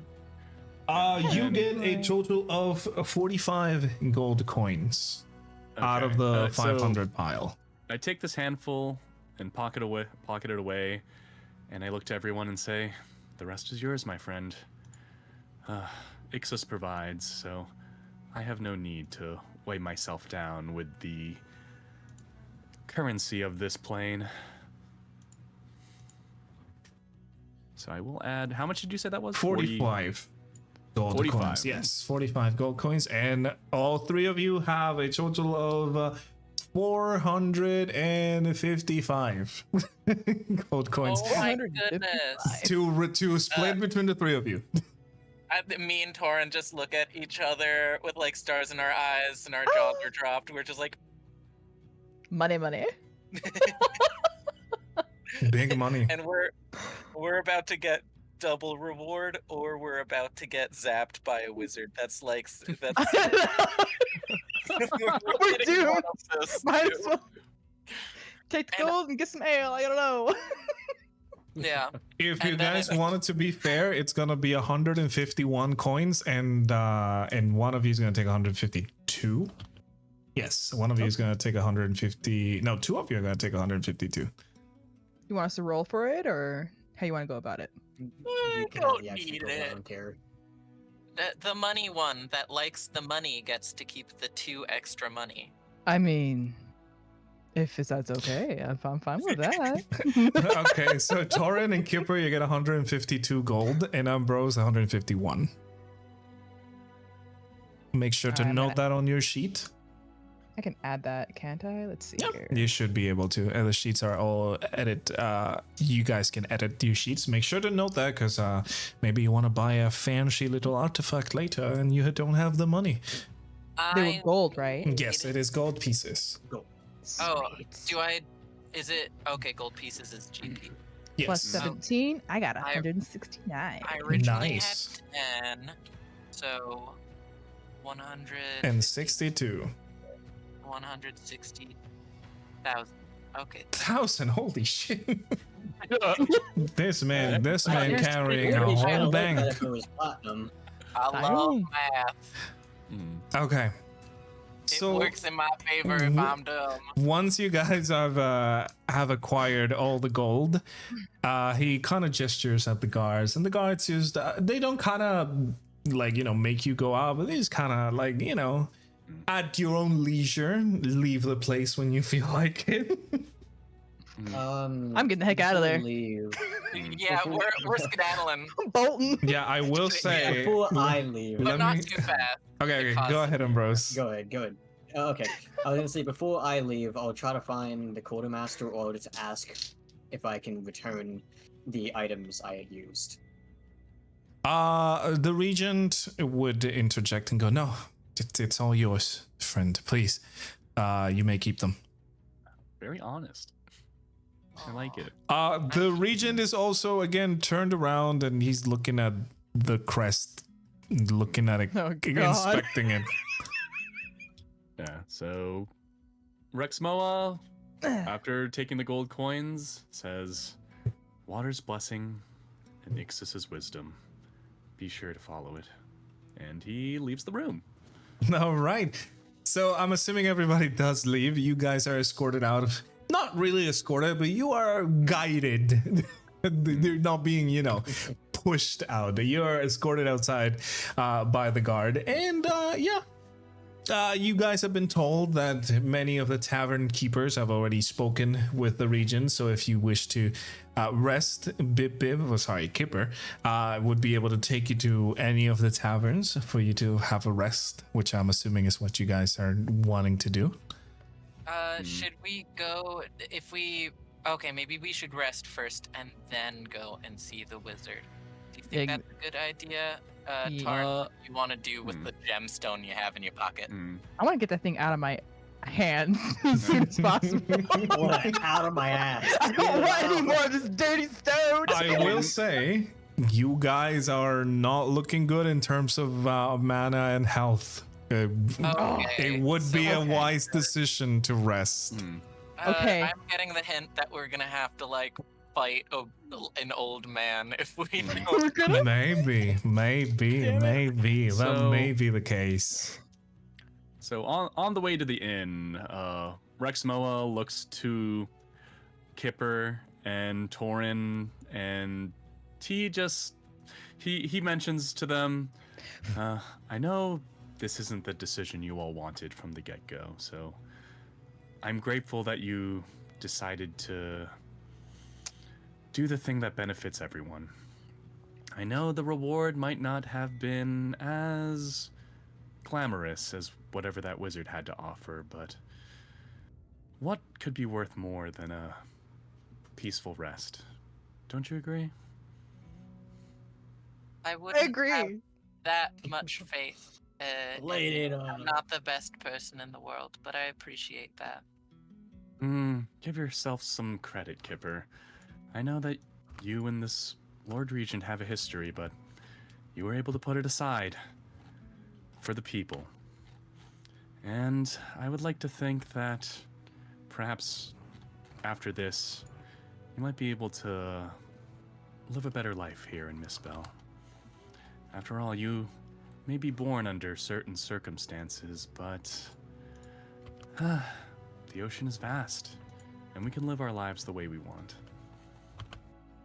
You know what? I think I've had, as much as I'm liking the new direction Misspell's going towards, barring all of the fish murders.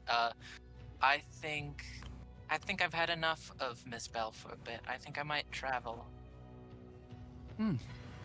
Well, me and Ambrose were planning to head eastward if you would like to join us. And you as well, Taurin. Eastbound, you say? Haven't been that way in a while. We can discuss it over a nice morning meal, wouldn't you all say? I would love that. Oh my goodness, yes. And I'm And like, then- Yeah. I just look towards Ambrose to see if they have anything to add to the conversation. I look in earnest. No. I'm just imagining the whole teary-eyed meme stare. It'd be cute. Me You and gotta draw Taurin that. just keep on having the same meme faces multiple times in the session. Yes. So, I will. no, go ahead. I will nod and just kind of, without word, agree with what Rexmoa is saying. Yeah. Very good. Mm-hmm. Can I give a group hug to I don't know, tackle both Rexmoa and Ambrose? Are they standing near enough to each other where I can for letting me go on an adventure with them? I don't know. Are they? What do you imagine get to they're say? Yeah, we're Probably probably still walking close side enough. by side. Yeah. Hug. Perfect. hug. So you guys share a heartfelt hug. I hand motion to Taurin. Yeah, Taurin just does a little, head bow, yes. I'll join you guys. Rexmoa winces Don't just need a no little hug. bit, but corrects their posture and then returns the warmness that Kipper is showing them and gives them a nice scaly embrace. Aw. Very It's nice. obvious I'm very That's my uncomfortable at dad. first, but I will slowly smile and almost bear hug those that I can grab. That probably hurts, by the way. Probably. But yes, after this lovely group hug, you guys managed to go into a tavern, very tired from the day before. You talked to the innkeeper, who was already aware of the deal that the region has had with the people, and he gladly offers a room for each person. The exhaustion from the day is big enough that you guys just decide to go up, take your own rooms, and have some rest. Each one on rooms adjacent to each other. As night falls, the calmness of the town of Mistbell, it's an eerie silence. It is, after all, a lake town where not a lot happens. And, well, there is not really many animals or people outside besides the random urchin or, whatever person feels like wants to be outside after this morning time that they are going through at the moment. Kipper, your sleep seems a little less, I guess, serene as the others. You have not experienced anything like this before. At nighttime, when your mind and your body is resting, you hear a whisper inside of your head. In this dream landscape that you are now immersed into, whispering words that make no sense. A language that you cannot comprehend. Are they calling for you? Are they warning you about something? Or are they simply there to mess with your head? Many questions can be asked, but at the moment, you do not know the answer to any. What you do see in your mind as it moves through this comatose state of your dream, you see a lonely beach, waves crashing into the sand, a person looking towards the ocean, his back face towards you, a male.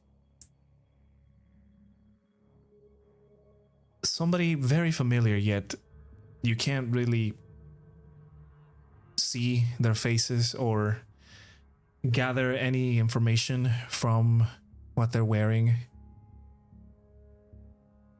Can I approach them? You try to approach them, but it's as if the sand keeps you in place. Oh. The dream blurs and bleeds into another image. The image of a large cavern where you are standing right at the edge and you cannot see the bottom of it. It is a hole in the ground that you don't really know how big or deep, I guess, it is. At the bottom of this, you are able to see one shining light, then 2, then 3, then 4.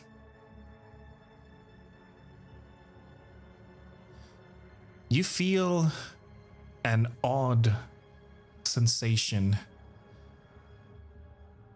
Bip Bip, you are sweating in your sleep. cold sweat. Whatever is in that void has found you and is looking at you.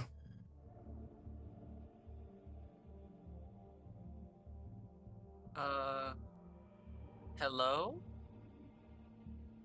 Your words escape your mouth,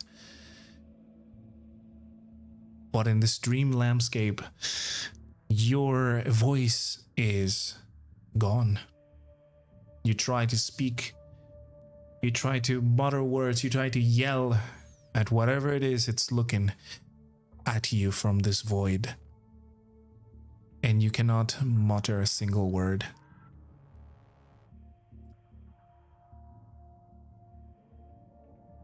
You are able, however, to take a step back with a lot of strength, a lot of willpower, then another one, and another one, until the void is far away.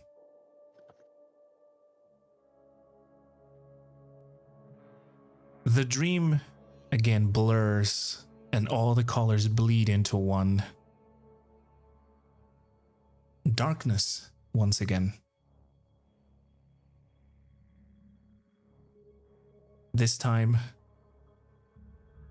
accompanied by the sound of yelling, swords clashing, horses, roars of unidentified creatures. A feeling of loneliness and a feeling of you being small and insignificant hit you. As you look up and you see figures of many people looking down at you, giants, colossal even. You cannot see their faces, but you know they're there. And all above these people, the same 4 lights are staring at you. Bip Bip, you take a deep breath, and the colors in this dream fade again, turning once into a dark void. And the sound of a bird wakes you up from this nightmare. You gasp for air, sit up in your bed. Your throat is dry. It's as if you haven't drank any water in days. And you see outside what looks to be a magically projected bird, a familiar, you that are a spellcaster. Knocking on your window and then going onto each and every single window that you know your companions are in. You approach to look at the window and you see the bird flying away and leaving into the forests outside of Mistbell. And a small light, kind of like a flare, lands in an area just outside of the town. You can see in this town now, it's morning. Everybody's starting to get up. They're starting to resume their activities. You know that it is a busy town. So even though a tragedy just happened, sadly, work is work. And the people are known for this in that town. Outside, you can see distant plumes of smoke. Perhaps some other birds flying in, maybe, mail coming in from different parts of the world. Carriages, well, not really carriages, but merchants going outside, retrieving whatever they can from the plaza and maybe starting up business again, or some of them just leaving empty-handed. All of you guys gain the benefits of a long rest. You can click it on your sheet and it should give you, again, make sure to check that all of your health is replenished and all of your mana is as well.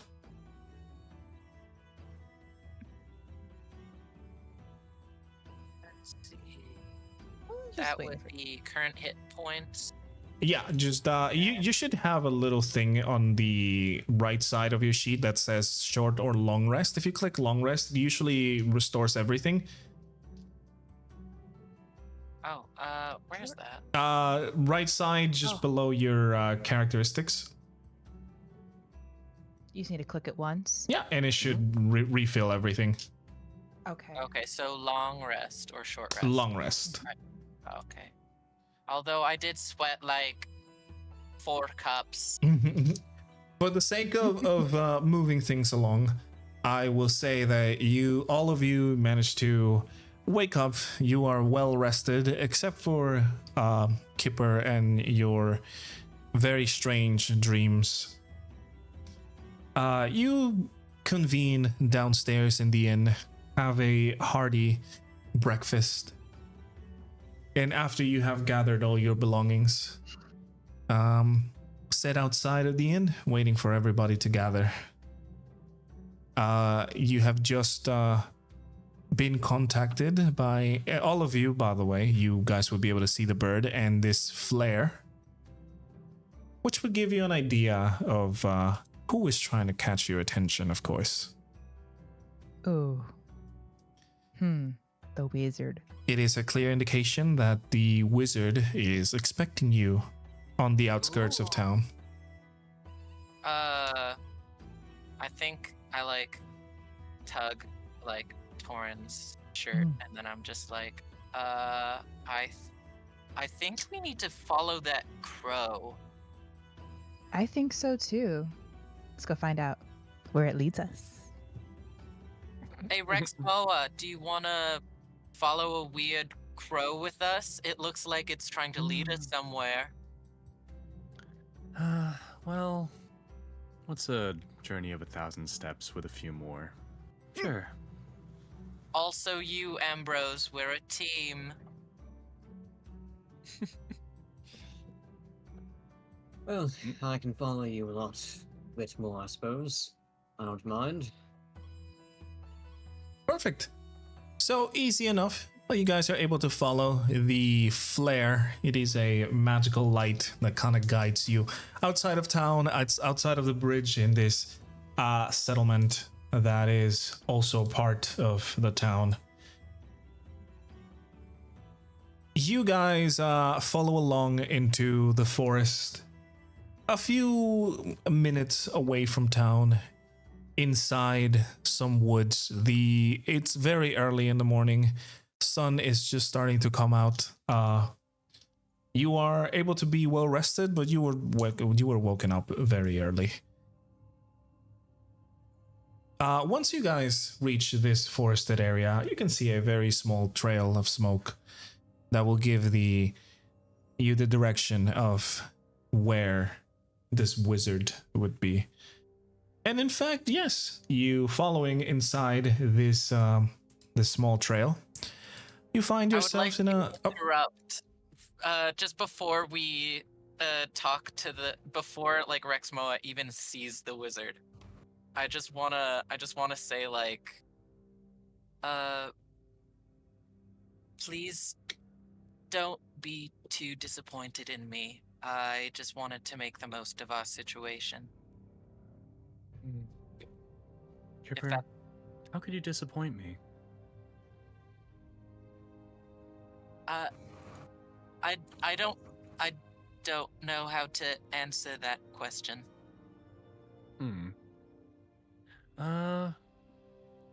Rexmoa just looks perplexed by Kipper's words and just kind of takes them at face value. Like to Rexmoa, like this seems like a unlikely thing that could happen with like Kipper disappointing him. It's like, well, I'm sure whatever you fear we'll face it together. Kipper just looks away for a moment. All right. After this interesting exchange, you guys managed to find yourself inside of this clearing where a small pond of water is, and you see a tent and a fire with the wizard that contacted you guys early. I'm going to drop your tokens in. Actually, if you guys can, drop your tokens in this side, because this is the side you would be coming from. Mm-hmm. I'm gonna drop. Oh, you already did. Okay. Well, hey, I'm not gonna drop it anymore then. I can do this. I can do this. There we go. Okay. I'm all grown up. I can do it myself. Hell yeah. Amazing. Okay.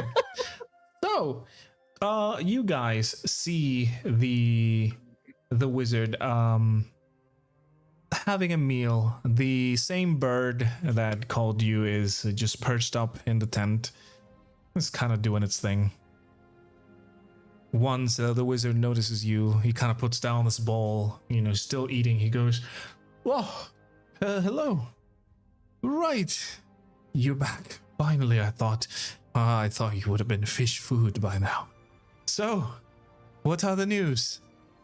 Kipper, I'm gonna drop your token over here. Thank you. I'm struggling. That's fine.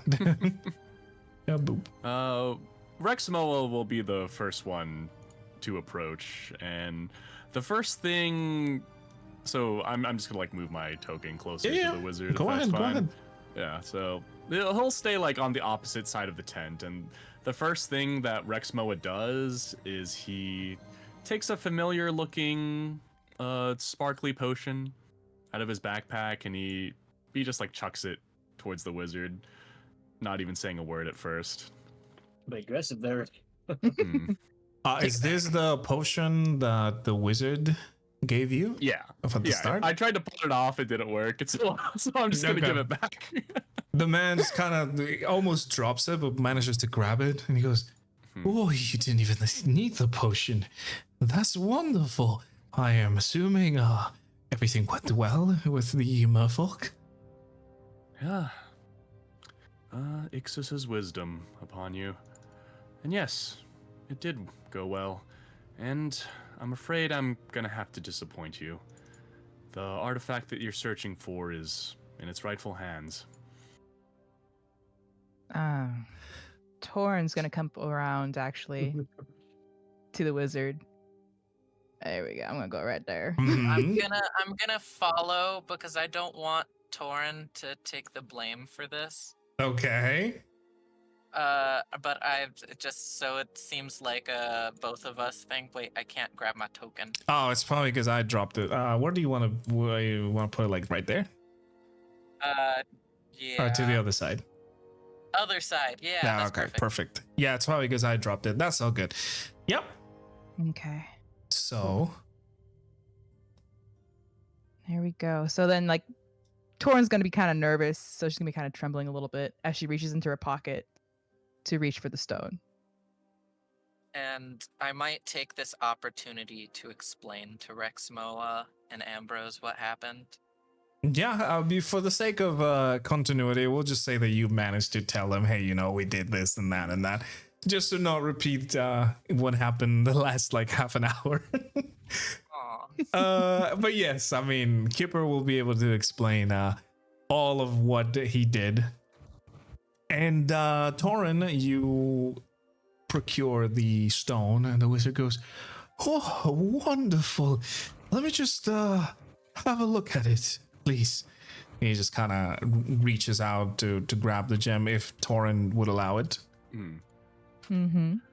Yeah, I would just kind of drop it into his hands. So Rexmoa sees this, and perhaps like in a way that the rest of the party has never seen before, he has this look in his eyes, and they narrow almost, and he produces something familiar from his pack, and it is the tentacle of the champion. Okay. that he ripped out. And Rexmoa is going to immediately try to use the tentacle as a whip to grab the gem from the wizard. That's a way to Wow. use tentacle. Ooh, okay, interesting. I'm gonna have you roll a.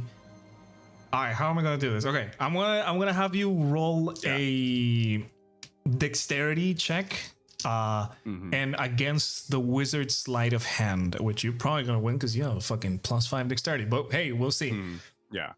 And kind of as like a silent secret action, I use my monk skill dedicated weapon to turn this into a monk weapon. Yeah, okay. So I'm allowed to do that after like a long rest. Yeah, totally. Yeah, that's all good. Since we haven't had a lot of time to discuss long rest or short rest actions, yeah, I will allow it. Okay, so what did you say after rolling? Dexterity. Just a normal dexterity check, and you'll roll against the wizard's sleight of hand. Ooh, I mean, that's the same, but that's fine. Same thing. Oh, that is a tie. That is very interesting. You see how how the wizard catches the gem and your tentacle just kind of wraps itself around his hand, and he goes, "What's the matter? Would you like the gem back?" My friend, if you want to keep your hand, you will drop that gem immediately. Of course. Right, sure. And he just, slowly kind of turns his hand, just kind of drops it into the ground. Okay, so Rexmoa, whip in hand, is going to approach the wizard to pick up this crystal that's on the floor. Easy enough. The wizard is not doing anything. He's kind of like, hands raised, kind of like, hey, don't hurt me. And yeah, I bend down to pick it off the floor. Yeah, the wizard goes, well, if you wanted the gem, you could have just kept it. I told you, I mean, the gem was not the main priority, of course. I've seen people of your type time and time again. Yeah, Kipper's like talking while Rexmoa is like focusing on this wizard, and it's almost as if like he's ignoring them. Like Kipper may as well not even be there. Okay. Yeah, He's and mad.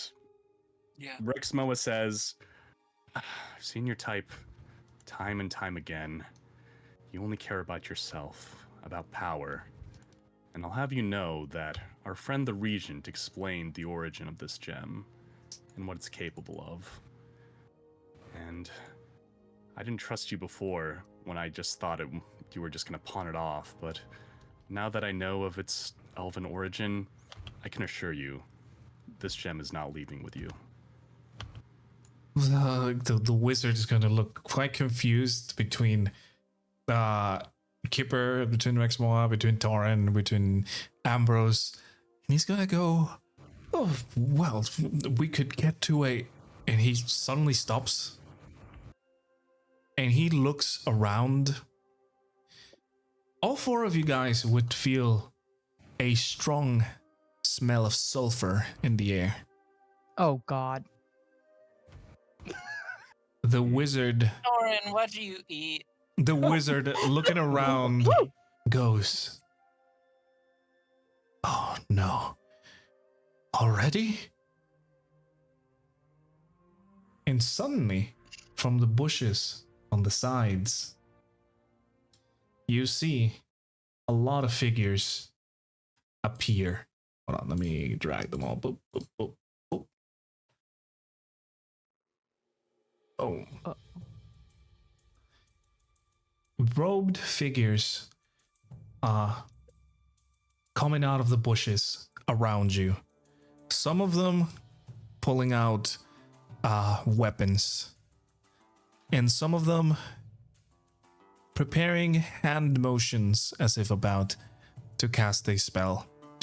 They are all wearing dark robes, most covering their faces, except for one of them, who is wearing a lighter reddish robe. His face is nothing that you guys would recognize. But he goes, just where we wanted you to be. Our master would be pleased. Now, let's not make this violent. All of you, come over here, surrender your weapons. And you just may get to keep your limbs intact. Rexmoa, I think we should let the wizard have the stone because I think he's at least gonna be better than who the heck that guy over there is. This doesn't look good.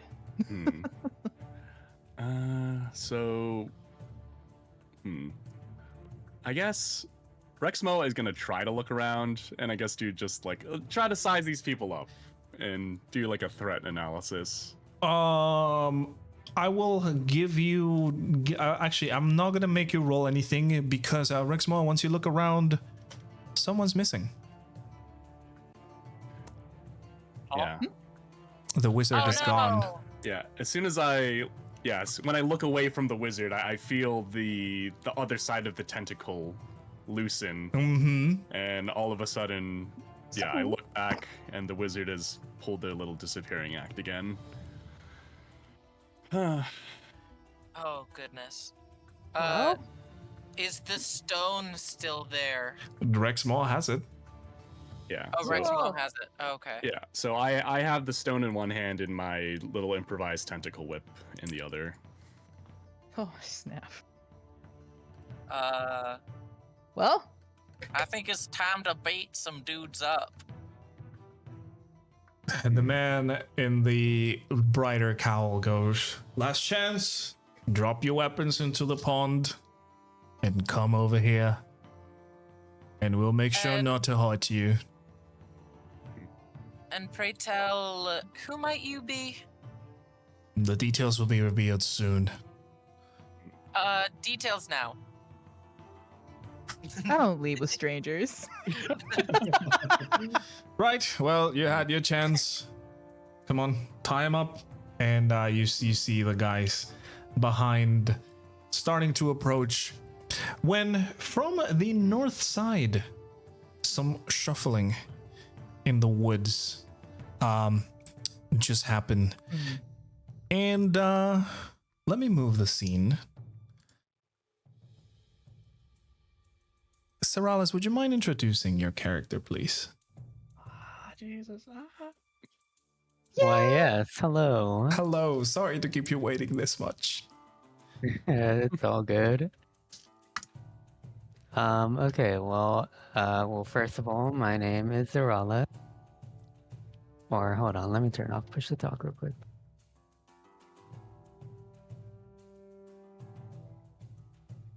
Sorry, I just have a doc open and using the push to talk key was That's all good. in it. Yeah, Zeralis or Zeralis, however you want to pronounce it. And my character that I'm gonna be playing is called Jory or Jory, either way. And he is a werewolf. Love it. What is the first thing the people see as Jory bursts through the bushes on the north side? And if you can drag your token into there, you do is basically open your journal and drag your name into the board. Ah, I see. Ah, there we go. Oh no. Oh. That's fine. That's fine. my God. Actually, Two Kipper, Kippers. that's good because now you can move your token. That's good. Keep it like that. Awesome. Is this good here? Where did you move yourself? I don't see. Oh, let's put it on the north side, like over here. You will be able to see the ping. Okay. What do they see as your character bursts through the foliage and the trees? Well, first of all, he's not currently shifted. He's in his human form. Okay. So, he's just kind of like been sprinting from that direction, so he's kind of like winded and out of breath. And he just sort of looks like frantic, like he's sort of been like chasing someone or something. Oh. And so he happens upon this clearing, and he just kind of like just stops once he sees what's going on. Jory, the same scent of sulfur you are acquainted with already emanates from the people around you, except for these 4 interesting new faces that you see over there. And now that everybody is in here, I'm gonna have you all roll your initiative, please. Let me clear this and add turns for all of these little guys. I have not rolled above a 10. For initiative, probably not. You're just a very lethargic stone person. Hey, listen, it happens. I think I rolled twice, but my first one was a 3. Okay. I don't think I have. Well, I'm gonna add you guys. Let's see. Okay, Kipper. Let me add you into the thing. You have a 3. Villisaurus or Rexmoa, you had a 14. Jory had also a 14. Oh shit, that did not work. I broke it. There you go. Sorry. And Taurin, you had a... I don't see your initiative. Oh, there it is. 13. Did it Sorry. go? Yeah, I did. It took a second to load. 13. Do I have all of you guys? Yes, I do. Okay, let me roll real quick for these guys. These are easy. Okay, so this guy has boop. This guy has boop. Why do I have 2 Jories in here? Shoot, there you go. 2? Yeah, for some reason I had 2 in the turnaround. That's fine. Let's see. This guy got a boop, and this guy got a boop, and the last 2. Actually, last 3, I guess. This guy had a. This guy had a. There was way more than I. And this guy has a. Boop. And now let me organize the turns. Boom. And it is the turn of this guy right here. This guy, seeing the man pop out of the woods, and the rest of them, he conjures up. Let's see, what does he conjure up? Oh, actually, this guy is the melee one. So he is going to... Yes, sir. He's going to run up onto Taurin, because sadly, the man that just popped out of the bushes is a very young gentleman, and his orders are different. And Taurin does a... That is a 22 to hit. I'm assuming that hits. That's pretty strong. That's a hefty hit. That is a hit. Okay, and you take... Oh, well, that kind of sucks. That's fine. 2 points of damage as he slices through with a dagger, making a very nasty cut. Why is my turn order not in the... There you go. Thank you. And that's what it's gonna do. Jory, you're up. That was 2. Yep. 2 points of slashing damage. Okay, so we previously established what takes an action, doesn't it, to shift? I think so. Let me check your sheet. I'm pretty sure it does. Let me check your sheet. I think it was a bonus action though. Let me check. It is on an action. An action. You are correct.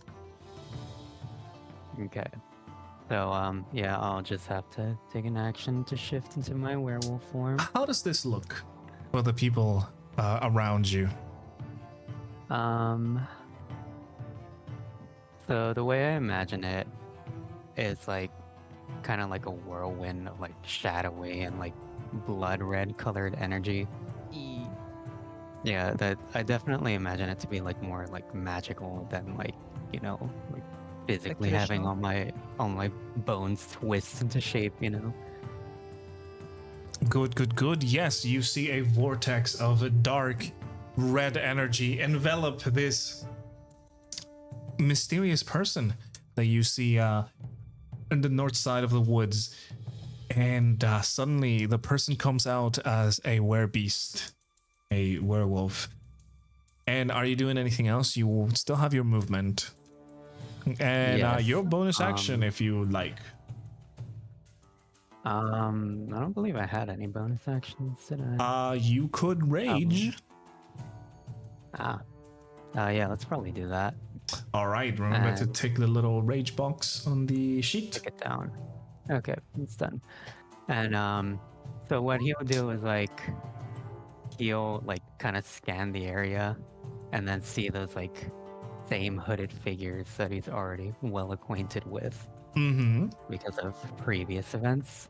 So he'll just like kind of like snarl in like this one's direction, and he'll start moving that way. All right, you have 30 feet of movement because you've already used your action, so you cannot dash. All right. Yeah, you can just drag your token into that square. Oh, right. That was like this one? Yes, sir. Okay. And that's my turn. Awesome. Rexmoa, you see a man run into the direction of Taurin and slice her a little bit with its dagger. What are you doing? I immediately go to help Taurin. I do this sick maneuver where I like whip the tentacle whip around my waist, and it like forms a belt. Okay. And then I pull my quarterstaff out. All right. I move to attack the person who just attacked. All Taurin. right. Roll for your attack. Yeah, and I will be doing a two-handed quarterstaff. That just about hits. Roll for your damage. Bam. Let's see. For strong. Hey. Bam. You hit him hard. Yeah. The man falls down unconscious. Right, and I believe Fold him in half. that is all the actions I can take. You could have a bonus action unarmed attack because quarterstaff is considered a monk weapon. Would I be able to move again though? Yes, you still have your movement. If you only move like what, 10 feet? Okay. You still have 20 feet of movement. Yeah, I actually have 30 feet of movement. Oh, there you go. Yeah, so here, let me pull out the ruler because since I'm a second level monk, as long as I'm not wearing armor or using a shield. Correct. You can totally move towards that guy. 10. Yeah. So yeah, I'll move towards them and I will do my bonus action unarmed attack. All right, roll for your attack. You can drag your token over there if you want to. Just Yeah, for thank you. Let me just boop, there you go. Just for continuity's sake. All right. That hits. Roll for your attack. You run into him and do a spinning kick. You see the man My is signature move. yeah, you see the man is very hurt. Like that kick almost knocks him out, but he is still standing. And that will be my turn. I look at him menacingly. I will Just you wait. put Just you this wait until guy it's my over turn here again. And just put like this. There you go. Perfect. All right, that is your turn, Taurin. You got slashed by a person with interesting looking robes, and you see Rexmoa run in, smack him in the head. The guy falls unconscious, and it runs towards another. What are you doing now? I would like to cast Entangle. Ooh, onto which person? Let's go to do the guy in the hood over there to the bottom. You can hold your click, and it will do a ping. There you go. This guy.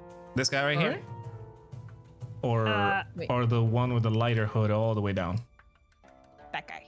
The one you just clicked on. Okay, perfect. Can you link the entangle to see how much is the range of that? Do I just need to do the ruler? No. I mean, just link the spell. I will add this circle because I'm pretty sure it's like a 10-foot circle, 20-foot circle. Remember to link it. Oh, go into your spells and it should be like a little chat message next to it. A little speech bubble. Yeah, like a little speech bubble thingy. There you go. Okay, 20-foot square for the duration. 3 points to the ground. Okay, and you want to put it. You have enough range for that. Damn. 20-foot square. Let me do a big boy square. Where do you want to center it on this guy? 20-foot square would be like this. How big is it? This would be a 20-foot square. Actually, let me move the screen for the people that are viewing in. There you go. That would be a 20-foot square. Okay. Do you want to have it there, or do you want to move it somewhere else? Like, move it a little bit, or kind of finagle it somewhere else. Yeah, probably not on top of him. I'm gonna put I think that's Kipper to the far left of the pool, right? No, that's Ambrose. Ambrose. Yes. The guy in between the campfire and Ambrose. Let's go for that guy. This guy right here, then. Okay. Yeah. This guy right there. Okay. Sorry, I did not mean to ping that, but that's fine. Boop. There you go. Like so. Yeah, right there's fine. Awesome. Then yeah. Now let's see. Okay. They have to succeed in a strength saving throw. Strength is not their strong attribute. So let's see. A save DC of 14. And that is a miss. He has been restrained. Oh, nice. Now I'll put a little token on this little guy. He is restrained. Boom. There you go. All right. Do you have anything else that you want to do on your turn? I think that's all I can do. You could use your bonus action to wild shape as an idea. Because I was gonna do that my next turn. So, but if I can do it this turn, I'm gonna do it then. All right. So let's go bear. You, Taurin, shift into a brown bear. You hear her release a druidic energy that turns her body into that of a bear. I'm not gonna put the token there. I'm just gonna make it large. Boom. There you go. You are now a bear. I'm a bear. You are now a bear. Remember, now all of your stuff is in the sheet of the bear. I got the brown bear. Yeah, perfect. Selected. You still have movement if you want to move. Let's see. Because you have not moved a single square. I like how it's not like the bear token yet, so I'm just imagining it's just Taurin, but you. It's just a big Taurin. Taurin, but in bear shape. Exactly. But, like, in the same exact skin, so it's just fitting weirdly. Yes.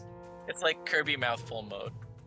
A spotted bear? I mean, it could work. Let's see how many. No, This you're good. bear looks like my aunt. Oh no. Let's go ahead and go. Let's go south to the. You can drag your token now that you've placed it. Oh, can I? Yeah. Okay. How far can I go? You can do 30 feet, I believe, if you're a bear. If I'm bear, I'll go here. Go ahead, drag your token over there. I'm gonna go right here. If it'll let me. Oh, you gotta select the select tool, the little arrow. Not the ruler. Yeah. Not the hand. Yeah, exactly. I knew that. There you go. Perfect. Yeah. All right. Is that it for your turn? Done. Yes. All right. The man with the lighter hood. Ooh, let's see what he can do. Ooh, interesting. Interesting. Okay. Oh wait. The man with the lighter hood would move up to here. Actually, up to here. He'll start doing some hand movements and casting a spell. And sadly, you are the only one on its way. Taurin, I want you to give me a wisdom saving throw. Ooh. Wait. Let's see here. Wisdom. Clicky click. Normal roll. Normal roll. Okay. That unfortunately does not save. Taurin, you are now being paralyzed by the hold person spell. But I'm a bear. You are a bear. Correct, but sadly Not that even. don't matter. Hold person don't apply to you bear. are you're still a druid. Correct. I'm just messing. Sorry. Correct. And that's what he's gonna do for his turn. Darn.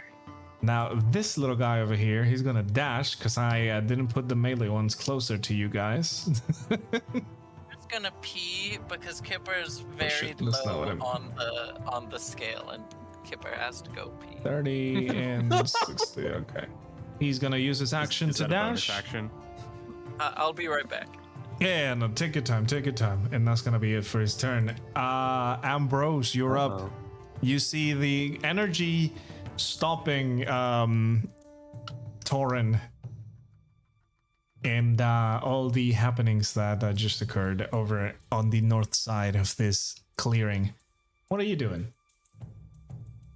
Taking the blade off my shoulder, I will bring it low before taking a stance, and essentially, with a burst of movement, going towards who I assume the leader is, since he's Okay. the one talking and whatnot. I Mhm. will simply go straight to him. I'll go and put myself right here, Okay. and I will take a stab as I grip onto the middle part of the blade and go to stab it center point. All right, roll for your attack. Yes, let's. I'll roll 13 to hit. That just about hits. Roll for your damage.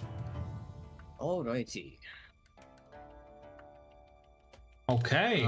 I got an 8, but I'm gonna re-roll the 2. Oh yeah, you had a 2. Okay. Hopefully, this time I don't roll 1. You rolled roll one, so one, it's 7 damage. so it's a 7. And then, as I do that, I will go ahead and action surge. Okay. Switching my grip on the middle of the blade, I will swing it around before taking the piercing edge and slamming it into his chest. Actually, before you do that, let me do a Constitution saving throw first for this guy. To keep concentration on hold person. Sadly, he fails. Taurin, you're no longer paralyzed. Ooh. Yippee! All right.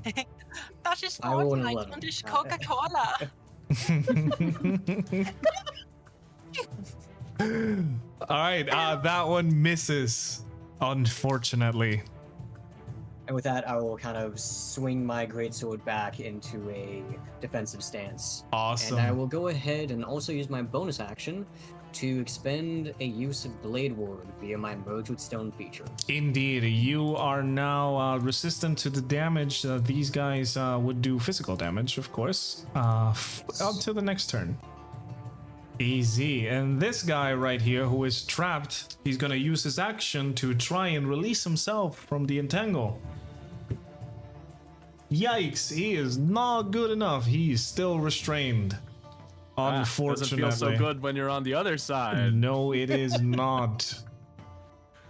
So now this guy over here is going to... Oh, this one is not the melee one. Ooh, ooh, ooh, ooh. All right. Oh boy, he can actually do that without even doing a... Okay. You see the man put his hands forward and his hands glow a bright red as flames start coming out of its fingertips. I want you, Ambrose, to give me a... What is this? Dexterity saving throw, please. Alrighty. Dex save, and roll will be 15. That does save. You still take half the damage, which would be a total of... that will be a total of 4 points of fire damage. So you do take the full damage. Burning hands, correct. And that is it for this guy. This other guy over here is going to look at the werewolf that just appeared and is going to cast a firebolt onto him. Let's see if this hits. My That mortal enemy. That is a 15 to Fireball. hit. Does that hit? That does not. That does not hit, so he is going to move back because he is a caster, and he can do that. And that is it. Kipper, you're up. Okay, I'm going to cast Alexa, kill that man. And I'm going to use whatchamacallit? No. Okay, I'm gonna cast Guiding Bolt. because that Guiding has a range Bolt? of 120 Okay. feet.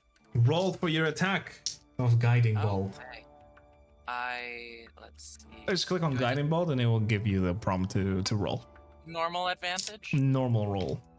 Okay, I'm gonna cast it. I'm gonna say the spell words I'm gonna use. Okay. Shakira. That definitely hits. Shakira's hips don't lie, and neither does your attack. Roll for your damage. If you click on the name Guiding Bolt, the purple name, it will roll for your damage automatically. Oh, okay. In the chat, yeah. Let's see. I'm still at level 2, right? We're all at level 2? Yes, you are. Okay, good. Oh, click for your damage, by the way, because you did hit, but you need to roll your damage. If you look on the chat. Doing that. Oh yeah, sorry, my bad. I thought you were trying to think about that. Okay. How dare you? Oh damn, that's 19 points of damage. Holy! I That did is- say Alexa, kill that man. That is a lot of damage as a bolt of radiant energy gets shot. Taurin, you see the arrow of light pretty much that shoots through and hits this guy. And this guy now has the debuff and the attacks on him until next turn. I'm pretty sure. Take advantage.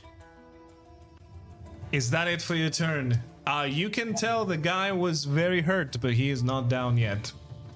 I just like look in shock, like a Pikachu mouth open meme. I was not expecting to be able to do that much.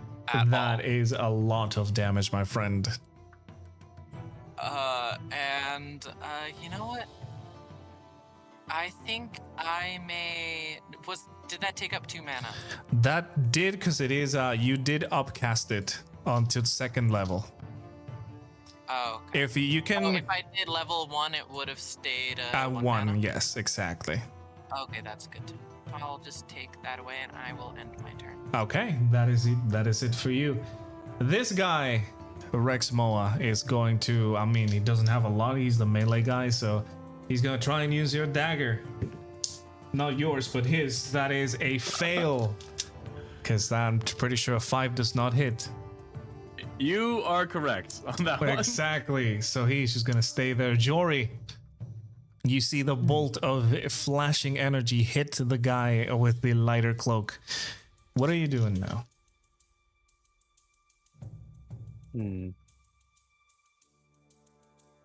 Sorry, who's the one who got hit? The boy over there, all the way down here, the guy with the lighter cloak. I see. I mean, I can't really do much except for sort of attack this guy for the time being, I guess. Yeah, if you want Get to, him, of get course. him. Go ahead. Oh, I can do this too while I'm moving. So yeah, I'll just move my token over to this guy, Okay. and let's see if claws hits. All right, roll for your attack. That does hit. Roll for the damage. Nice. There we go. Ooh, Jory, you running up to him, lunge at him, and dig your claws deep into his chest, just pulling out bits of him. You can see the man is on his last breath, but still standing. Wait, actually, you are raging. That should have had 2 more points of damage.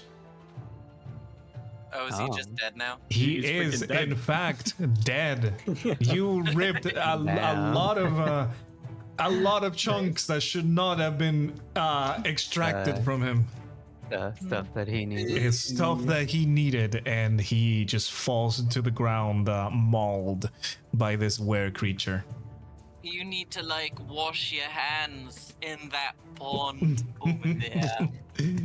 Disgusting. And is that it for your turn? Did you use all your movement? I believe I only moved 25 meters. Yeah, you so- can move a little bit more. Can I move like onto this guy's Yeah, corpse? now that he's dead, of course. Sure. You were do just that. stepping on him. Good. You just start teabagging. Perfect. And if that's it, we Yeah, will that go should be to Rexmoa with your turn. All right, I'm gonna continue wailing on this person, and so they came at me with a dagger, and Rexmoa elegantly sidestepped it, and I'm actually going to go for. I'm gonna start off with an unarmed attack. I'm gonna like try to punch him.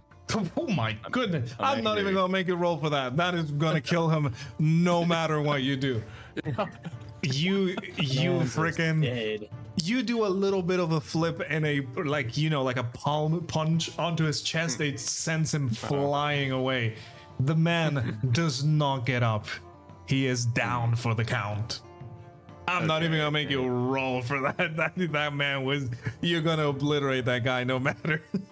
We are not taking names tonight. You are not indeed. All right. I don't exactly know what I should be doing next. I will say, if you move inside the square, you will have to do a strength save to not be restrained. Okay. Let me think. So, I'm trying to think of what because a whip is a ranged weapon, so that gives me +5. Is it possible for me to hit them, like from outside the thorns? Let me with my check little- the whip for D&D. Yeah, because I know Whip this is is like 10 an. feet. Yeah. Okay. It's a melee range for 10 feet. You would be able to hit him if you move into, well, actually, these two squares. Okay. So, yeah, I'll do that. Okay. So, I palm strike that guy, and then I will move into range, Okay. like right outside the thorns. Yep. Well, it's not and- thorns. It's just kind of like Okay. roots and, plants that will make his movement annoying. Yeah, outside the bramble, and I will attempt Exactly. to strike with my tentacle whip. All right. Roll for your hit. That will be just a dexterity roll because it's basically just dexterity. That does hit. The whip damage is 1d4. So roll me a 1d4 plus the 5 that you have on dexterity. That is a total of 7 points of damage. This man, it takes it. He looks hurt. He hurting. All right, so that would be a 7. Yep. Yeah, I see them struggling and writhing in the brambles, and I just take out my frustrations at the situation with my tentacle whip and try to strike them just clean across the back. Easy enough. Now, is that it for your turn? Yeah, that will be it for my turn. Awesome. Then Taurin, you are up. Bear Taurin. Roar. Exactly. You felt the energy the roar. coursing through your body, and you got paralyzed for a moment. But then, as Ambrose hit the man that casted the spell on you, you felt all of this pressure leave, and now you are able to move normally again. That's good. Just shake it off. You know? Exactly. Shake it off. And actually, with my equipped ring that I had gotten, because I don't know how you want me to go about that. Well, you Could I are a use- bear. So all that stuff goes away, isn't it? Yes, correct. Oh, damn. Okay. Anyways, if I jump, how far would I go? I think it's Over no, I forget the name. I always forget the jump rules in D&D.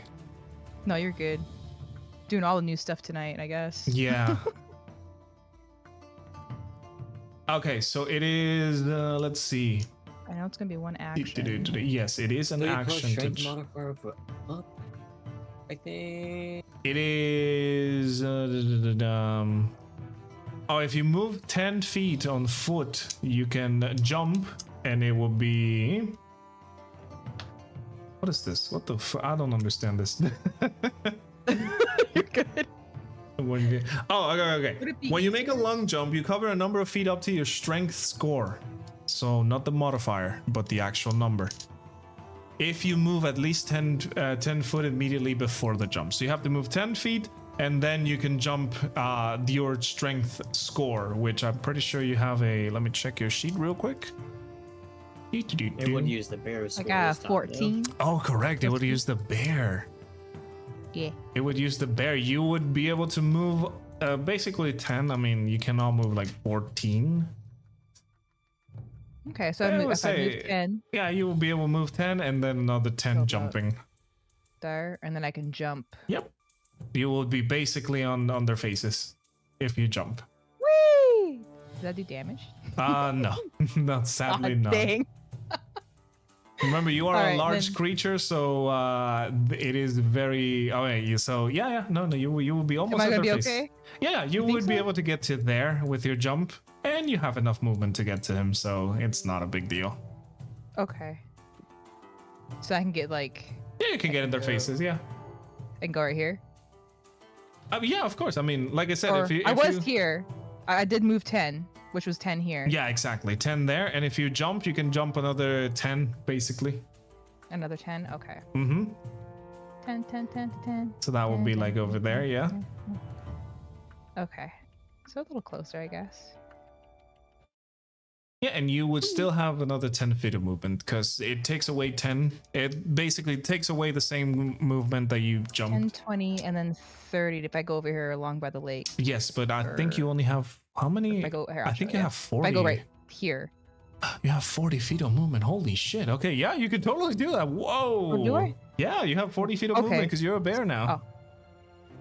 All right, so then, okay. Bear. You 10, have 20 more 20. remaining. Then I can go right here. You can I'm totally gonna there. go right here between these two guys. All right, and Okay. what is going to be your action? I want to maul somebody. So Okay. let me go ahead and do a multi-attack. Ooh, on who? Are you doing both On- attacks on one or one each? Well, I can do one of each, can I? Yeah. Yeah. So I'm gonna do.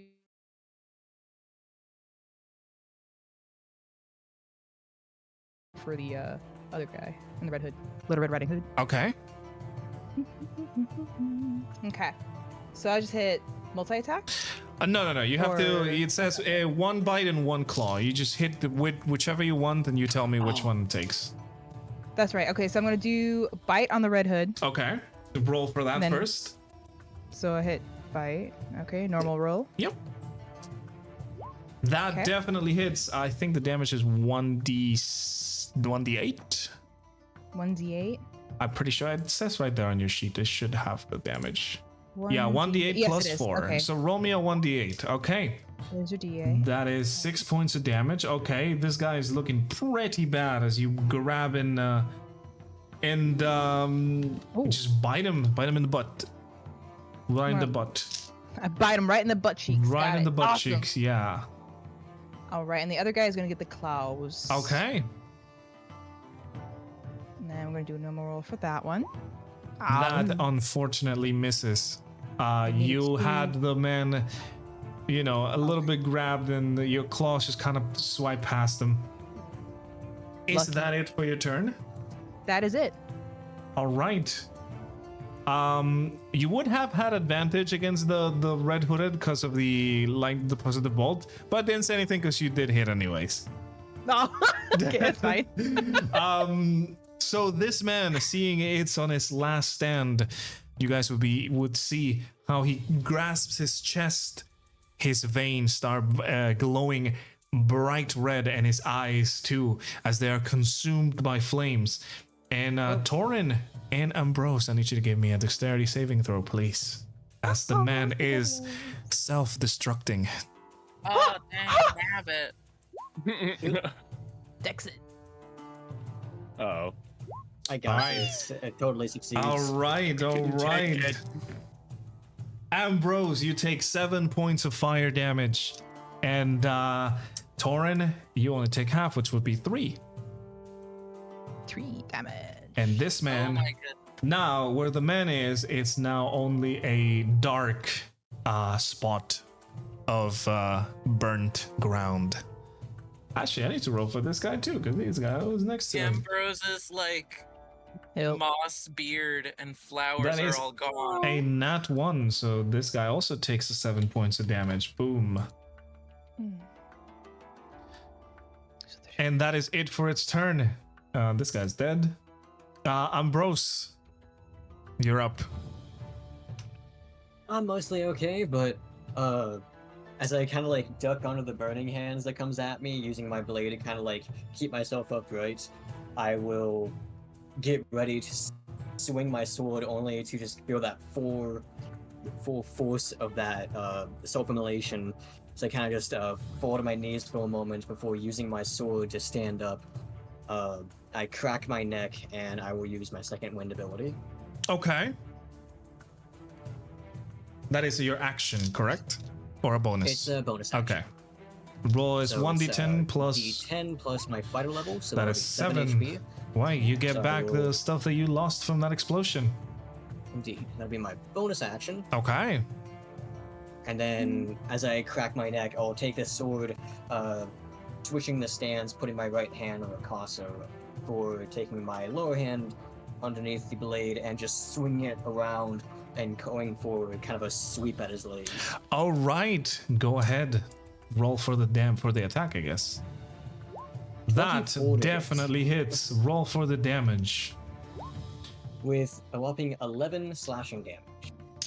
Ambrose, your sword slices through, and you decide to even give it a little bit more of a, a little bit more of a deathly blow. And once you finish your slice, you turn and stab this man with your greatsword.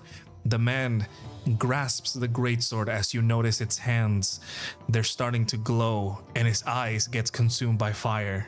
Taurin and Ambrose, dexterity saving throw, please, as the man has died and he's self-destructing. Another one. Oh yeah. I hope you like my Then cool invention. You both fail. Self-destruct. Both of you take 6 points of fire damage as the man becomes a burnt pile of ash on the ground. How many people are gonna self-destruct?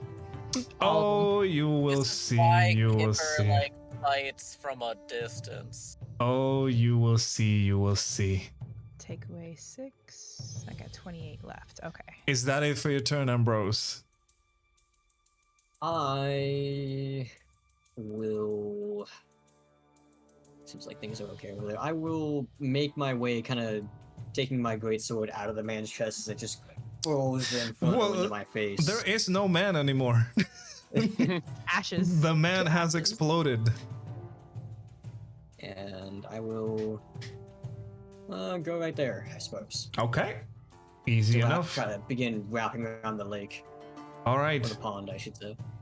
This man is kind of annoyed, and he is going to try and cast a firebolt at you, Rexmoa, because he's probably that's gonna probably be his last action. He's restrained. On this plane of existence. Yes. Then back down. Let me check. Does restrain give you disadvantage? On attacks, I restrain. believe so.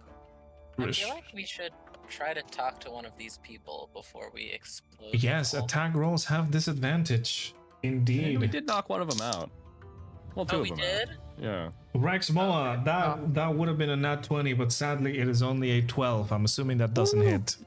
Yep, I am safe. That is good. And this man is almost given up, pretty much.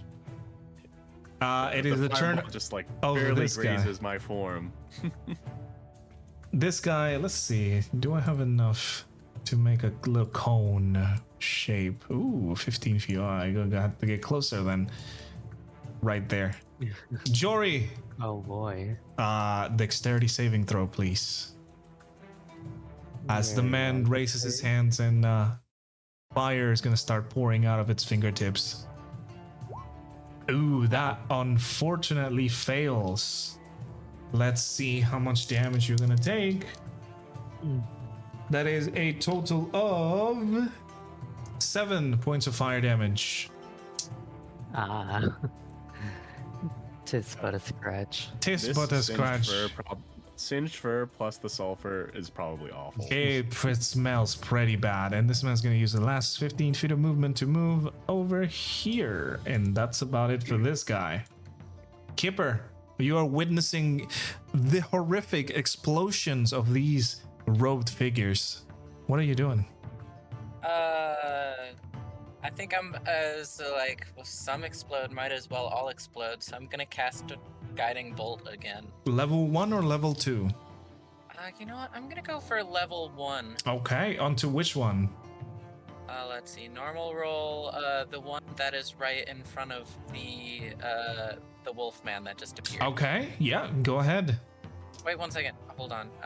Okay, I okay. have so many sheets in front of my screen where I don't even know where the wolf man is anymore. Wolfman is over here. His name I will ask. Oh, okay. So yeah. I will. I'll just use my ruler. This man over here. Yeah, go ahead. Consider him smart. Roll your attack. Okay, hold on. That hits. Roll for the damage. Oh my goodness. Nice. Let's see. Damn, Shakira, Shakira, indeed. Shakira. All right. Oh, baby, when you cast like that. You make a woman go mad. Be one, be it twice, be it in the sounds of my body. Well, wait, did you cast it at high level or? I casted it at high Okay, level. you has yeah, okay. You see the guiding bolt again, a bolt of pure radiant energy shoot from however you want to shoot it, that is flavor of your character. Hit this man right in the chest. You see that the wound in the chest where it would have been a burning hole of radiant energy starts filling with fire until the man's eyes burn and he explodes. This time nobody got hit by it. Is that it for your turn? But they do kill people. I think with my turn, I'm just gonna like look, like absolutely mortified because I was not expecting to like cause the most horrific death. Oh yes. That was like absolute. I was just expecting him to, you know, get zapped by a bolt, and that just be that. I wasn't expecting him to like. Oh no, eyeball you person have made a guy explode. Yeah. Jory. I guess I made a guy explode. Jory, your target, your bloodlust was driving you crazy to maul the target in front of you, and you just noticed it exploded. What are you doing? They explode. I'm so sorry. And I'm just like, oh, okay. And just kind of like ease up a bit, I guess. Mm-hmm. Oh, what am I doing? As in, it's my turn. Yes, it is. I'm so I mean, sorry. hey, if you don't want to take any action, because there's only one dude over here. If you don't want to take any actions and just kind of pass turn, it's all good. It's probably gonna die next hits. Let's be real here. Yeah, that'd probably be the best. I'll just keep like standing over this guy's corpse, Okay. just kind of wondering what I just witnessed. Awesome. And Rexmoa, go on. Yeah, I am going to continue whipping this person. All right. Rexmoa is they're almost caught in like a trance right now. That does hit. Roll a And- 1d4. Yeah, the blows, they just keep on coming. That Flowing like a rain. is just enough. The man gets whipped again. He falls to his knees, and you see the glow of its eyes increase, and then kaboom, taking away the roots and plants around him as well. And with that, you're all out of combat. Da-da-da-da. That's for a level up. And now you find yourselves in the clear. It's quiet once more. Besides, the explosions and the screams of the man you just absolutely obliterated. I'll go back to Suddenly able- myself. Sorry. Mm-hmm. It's fine. Suddenly able to catch my breath, I would just lean on my sword as I try to wipe the soot off my face. They kind of start like hacking some of the smoke that went in my lungs. Good. I would like to say that Kipper's a little shaky. This is definitely the first person that Kipper has ever killed. Not a normal thing. Mm-hmm. And what a death. Some very gruesome spectacle. Yeah. Jory, Yes. what's going on? What are your thoughts on these fellows that you have already met and faced? Well, first of all, I should probably get off this guy's corpse. And then I would naturally just like shift back to human form. Mhm. Combat is over. And I don't know. He would just sort of stand there, just like curious of these travelers he's just met. Kind of just like standing around awkwardly. Kind of like, I don't know, kind of like waiting for them to approach him in a way. You see these four curious travelers. One a Harangon, a rabid person. Another one a lizard folk. I don't think that needs an introduction. A Genasi, a man made out of, almost made out of stone. And the last one a Tabaxi, a feline lady that just turned back into herself from being a bear.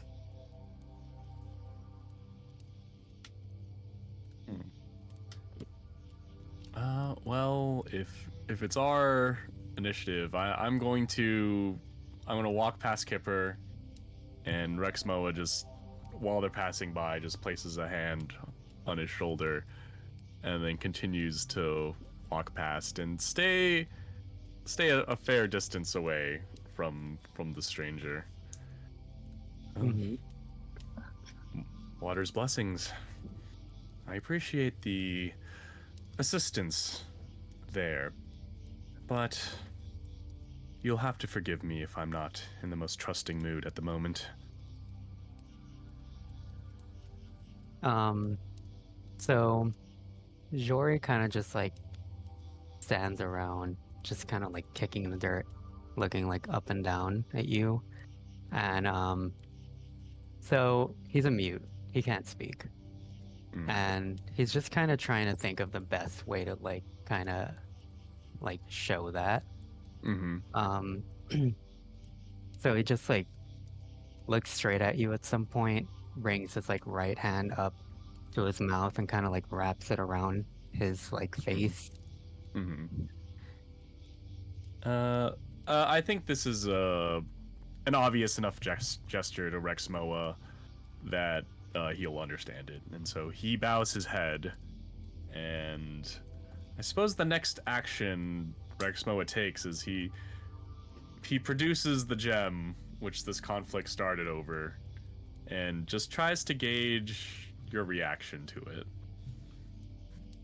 it. Jory, this gem is just a gem for you. Nothing of value, nothing of any sort of interest. Yeah, I would say he just kind of looks at it, just kind of doesn't really have a reaction, doesn't really have a second thought. It's just like, if he does have a fleeting thought, it's just like, oh, that's a pretty rock. Anyways. And suddenly, you see a familiar face coming out of the tent. Oh, wonderful, wonderful. Oh, I thought that was going to be a little more violent than what it was. You guys dealt with everybody, right? Yep, no thanks to you. No, of course not. I am not a fighter. I'm old, as you can see. I killed a man. Yes, very, very well done. He would have probably done the same to you. I killed a man. Yes, we have established this already. Well, I think we are in great danger now. You see, these people are not good people. I figured by them turning into a whirlwind of fire in my face. Correct. We will call these, evil fiends, some sort of cult. I, of course, call it nonsense to call this gathering of miscreants a cult. But, I mean, to each their own. They are, very evil people. And who might you be, young man? He kind of approaches Jory a little bit. So while he's been having that speech, Jory has been kind of like inching closer and closer, slowly. Well,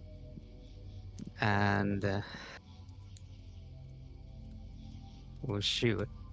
I don't really know how he would respond to that. I guess maybe do like the same gesture he did to Rexmoa. Or Okay. maybe, I don't know, like shrug. But he kind of looks like he has something important to like convey. And so he kind of like, he kind of wants to make sure that everybody's looking at him.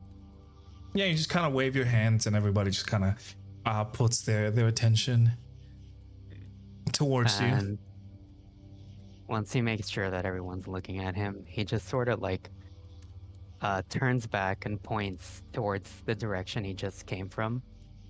Mm-hmm. And he kind of does like a slicing throat gesture with his hand, kind of like indicating that some bad stuff happened that way. Got it. A lot of death. Guys, you are able to look over the tree line and you see a large trail of smoke coming from the direction that Jory is pointing at.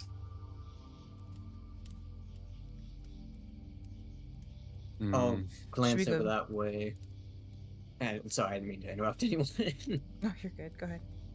Okay, I would say more of these fanatics, I'd imagine. Jory gives like a kind of like a sad nod.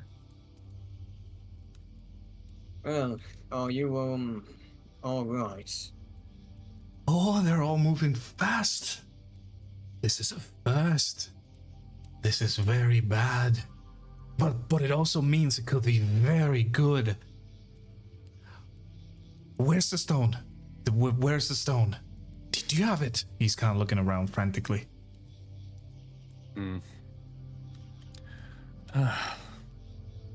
Wizard, state your intentions and state them plainly. Well, I'm here to help you, of course. You see, there is a more to what you know happening right now. There are a lot of forces trying to fight one another. And we are in the middle of all of this.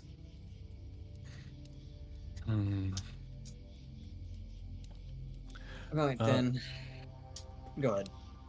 Oh, I just wanted to see if Rexmoa could read anything from this wizard's statements. Give me an insight check. This is gonna be interesting.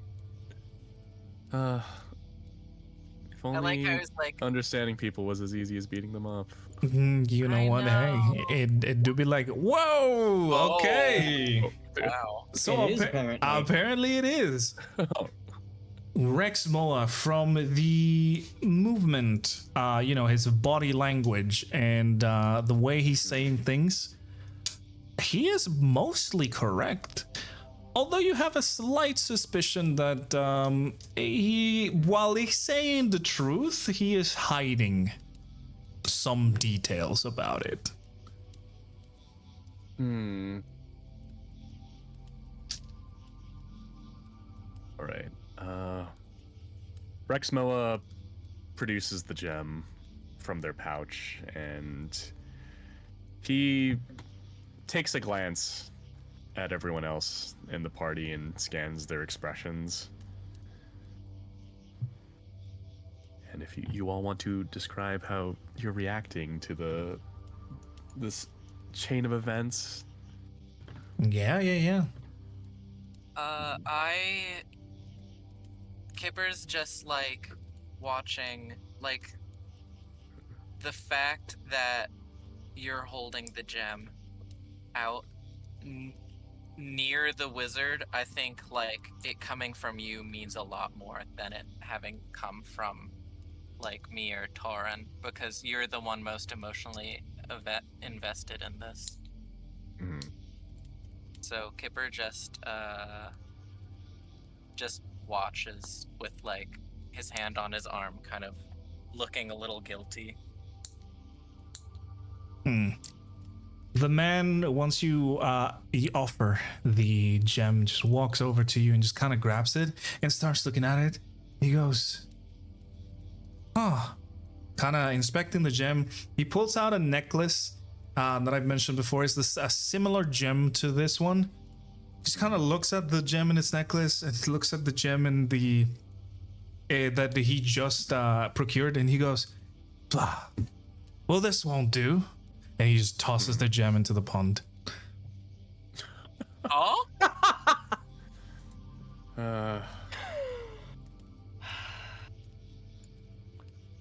Well, did we just